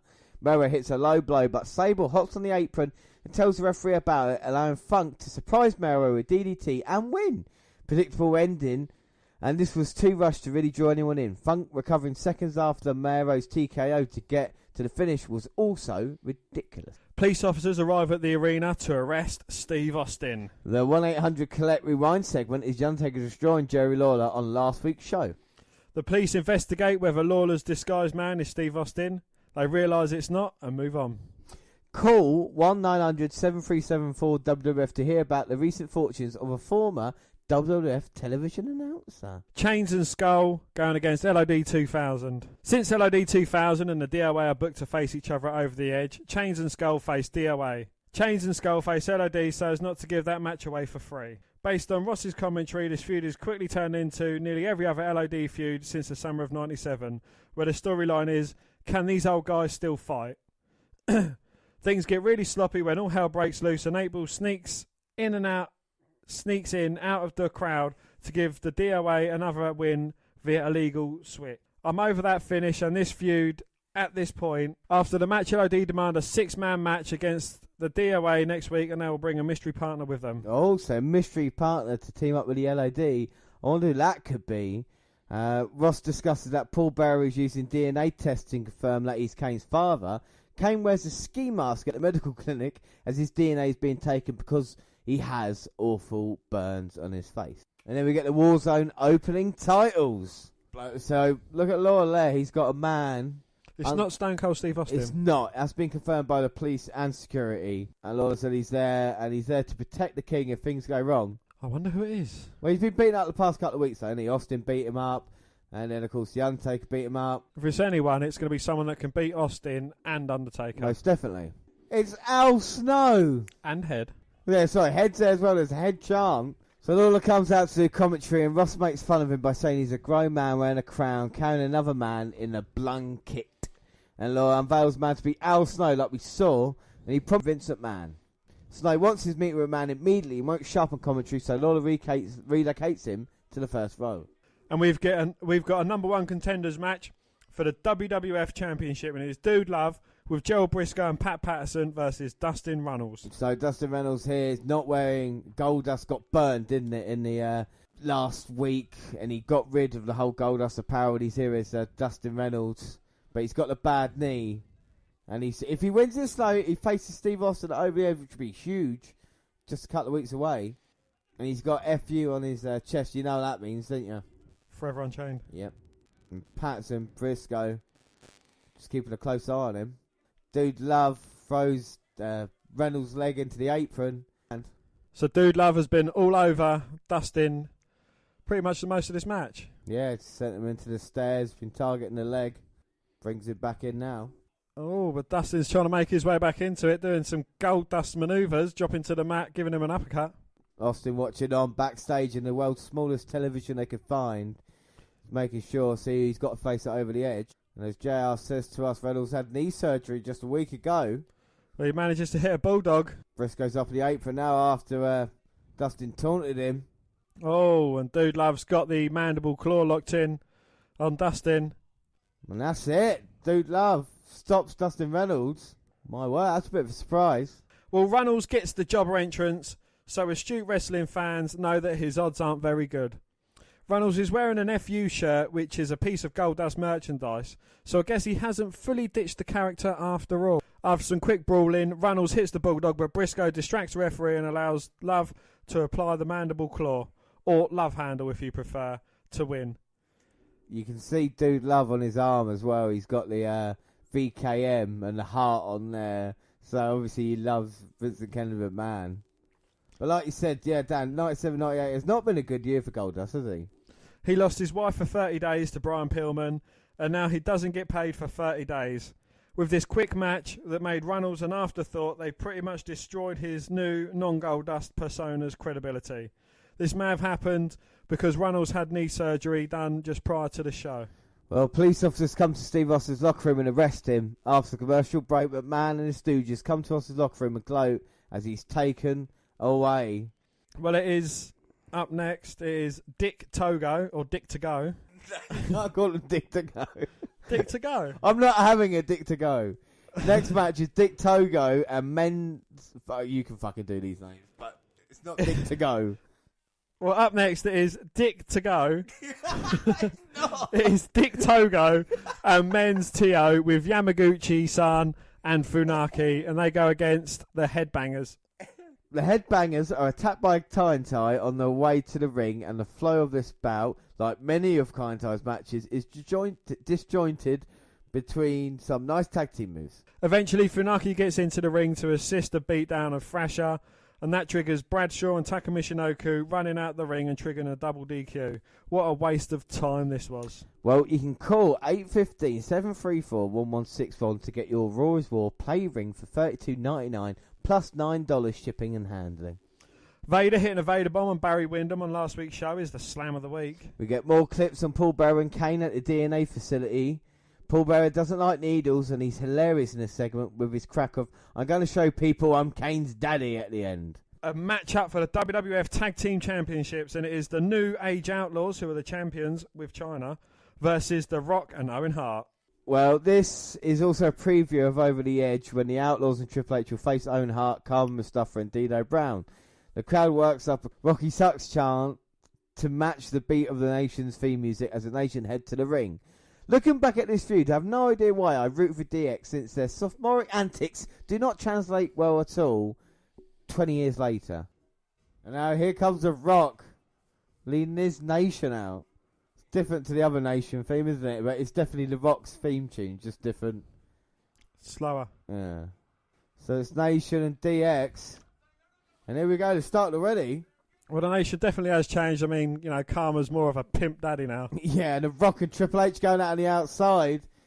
And I think it's Road Dogg and D-Lo. Mark Henry's got X-Pac. X-Pac's kicking his way out of it, though. No, I don't think so. The officials coming out here as well. Billy Gunn throwing Owen Hart into the stairs. Just don't throw him face first into the turnbuckle. This is unbelievable stuff in Nation and DX. There goes The Rock thrown into barricade. And now Mark Henry and Owen Hart are working over X-Pac. There's Triple H low. Oh, hits Owen Hart in the head. Baseball slide to Mark Henry. Oh, down. He might not go back up again. Billy Gunn kicking him as well. Sergeant S. Laughter there. He's trying to get some order. Yeah, exactly. With some officials. D-Lo and Karma fighting get pulled off. And then taken away from the action. Well, the match will start after this, but that's crazy. We're getting to see real hatred there. So it will be the Road Dogg and The Rock. So can Rock and Owen Hart win the tag team titles here tonight? Be a huge statement for the nation. Of course, the Rock Intercontinental Champion as well. Who do you favour then? DX or the Nation? If you're looking at them now, the teams, who would you favour? I don't know. You see, because I think the Nation's probably got the better technical wrestlers. Yeah. But they've got more personality to them. I think it's a great matchup. Do you know what I mean? Yeah. I think it works so well. They're different groups, and it makes sense for them to go against each other, you know? Well, it's a lot better in comparison to NWO Wolfpac and NWO Black and White. Exactly. Yeah. You know, this is more of the future. Yeah. Whereas the others is mainly, 90% of the past and a couple of little bits of future thrown in there. Yeah, these are definitely the stars that WWF are looking to build. None of them have been champion or anything like that. The closest is the Intercontinental, but they've got all the mid-card titles, haven't they? They have. They got the tags, yeah. They got tags, European, I'm a peeing, everyone's a peeing, and the Intercontinental titles. Exactly. So that's quite cool. We're going to see that over the edge as well. There's a pay-per-view, like say, a couple of weeks' time. And we now know it's going to be Dude Love versus Stone Cold Steve Austin for the WWF title in a rematch. Who's going to go for the mid-card titles? Hopefully we're going to find out. And of course, is Paul Bearer Kane's daddy? That's what we want to find out here tonight as well. I want to find it out as well. King brings Al Snow out. He wants his meeting. Of course, Owen Hart joined the Nation a few weeks ago. He said enough's enough and it's time for a change. But Billy seems to be in control right now. Owen Hart managing to fight his way out. Oh, lovely gorilla press show of strength there. But Owen is a veteran in this one. Step up Inseguri there from Owen Hart. Knocks badass to the mat. I always liked Billy selling. I always thought he was a bit underrated in that way. Do you know? I know he had a successful career. I always thought maybe he could have been a star, especially around like 99 when he won King of the Ring. I don't think he's that bad a wrestler. No, I don't think he sells well. I think obviously his look. He's going face to face with The Rock here. He might be slightly bigger than The Rock. Of course, The Rock, the leader of the nation, and catches Billy. Lovely back elbow. So what happened to the Rock Farouk feud then? Is that over and done with now? I think Farouk's still got his eye on The Rock. I think that's Rock's next challenge is against Farouk over the edge. But like you say, that's kind of gone into the background a little bit due to the DX feud, isn't it? So yeah. I think Badass has got the upper hand on The Rock now and tags in Road Dogg. I think Farouk's definitely a stepping stone. We talked about Finley on Nitro being one of those guys now. I think Farouk they're looking at as a help them get The Rock over even more. And The Rock hit the Samoan drop on Road Dogg. He's going to tag in Owen Hart to do Samoa damage. Oh! As Hart drops the elbow from the top. Is he biting him? Yeah, he is. Rather than go for the cover, he's trying to bite his ear off. And I can see a bit of blood there as well. Oh my God. Owen Hart's a dirty little bitch. And now The Rock comes in, he's smirking. No, James hasn't got a cigarette in his gob. He's just got a smile on his face because he sees the blood coming out of the ear of the Road Dogg. Well, we see Rock telling Road Dogg to suck it and then the blood on Owen Hart's face. Well, looking to follow up Irish whip to the corner on Road Dogg, but Jesse James steps out the way, hits a bit of shake, rattle and roll. Is it? Yep. And now Irish whipping. Rock reverses Owen, kicks Road Dogg in the back. Looking for the rock bottom. Oh! Hits it. We got new tag team champions. 1, 2. Oh, Billy going in to make the save though. And now Owen and Billy going at it.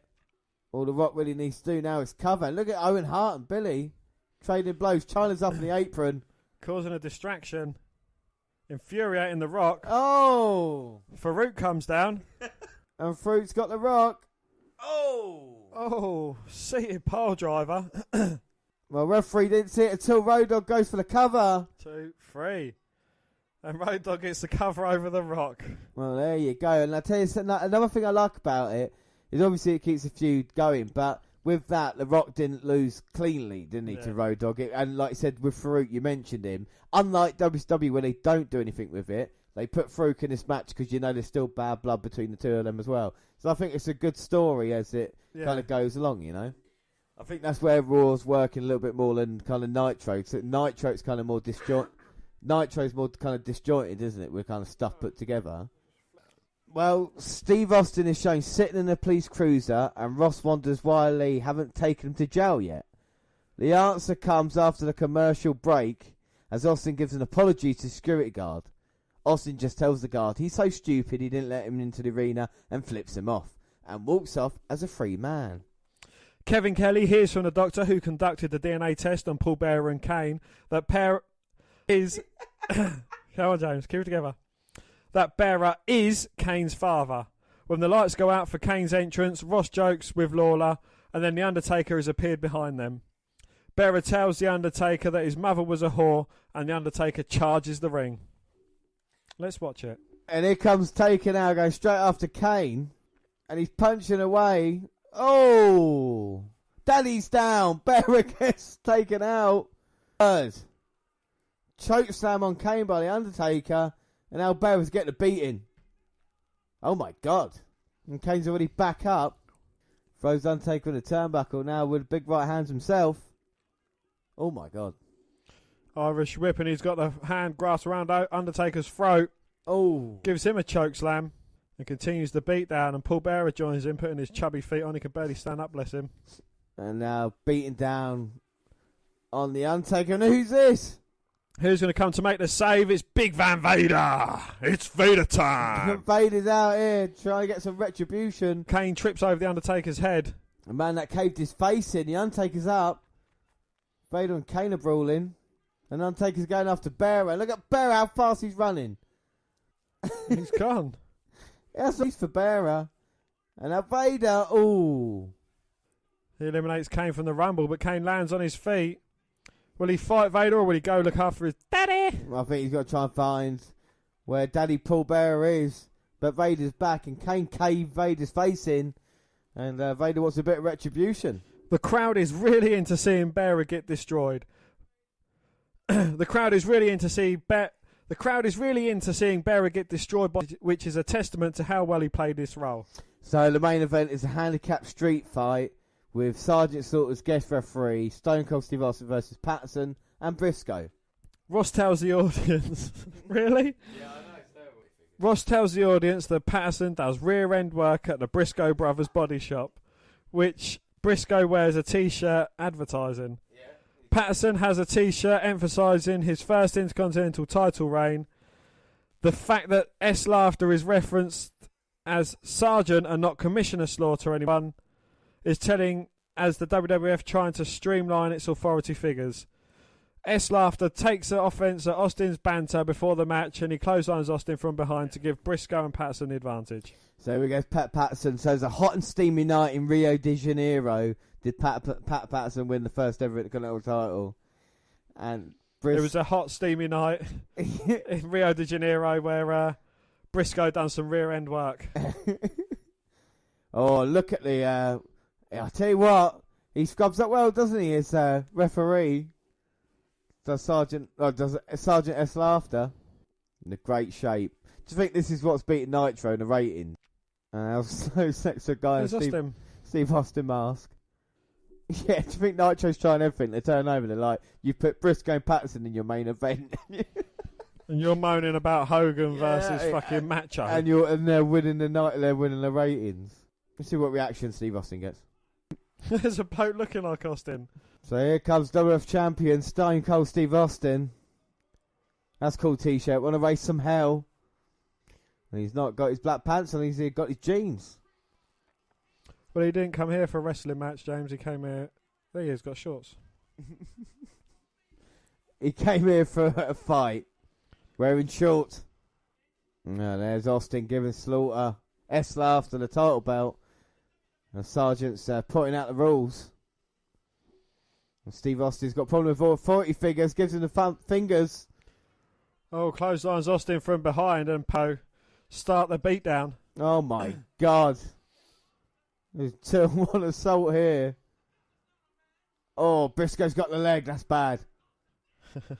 Briscoe's working the rear end. Let's not forget, these two are legends here. Former legends. And Austin trying to fight out. And he's in trouble here.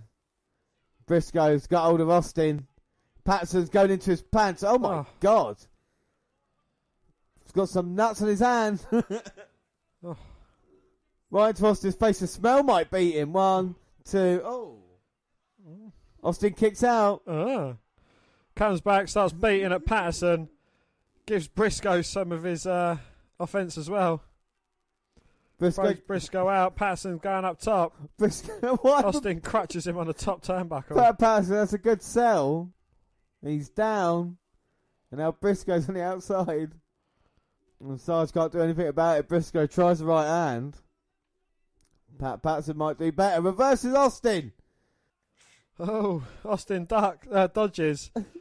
Patterson gets caught in tree of woe. Austin gives him a few kicks.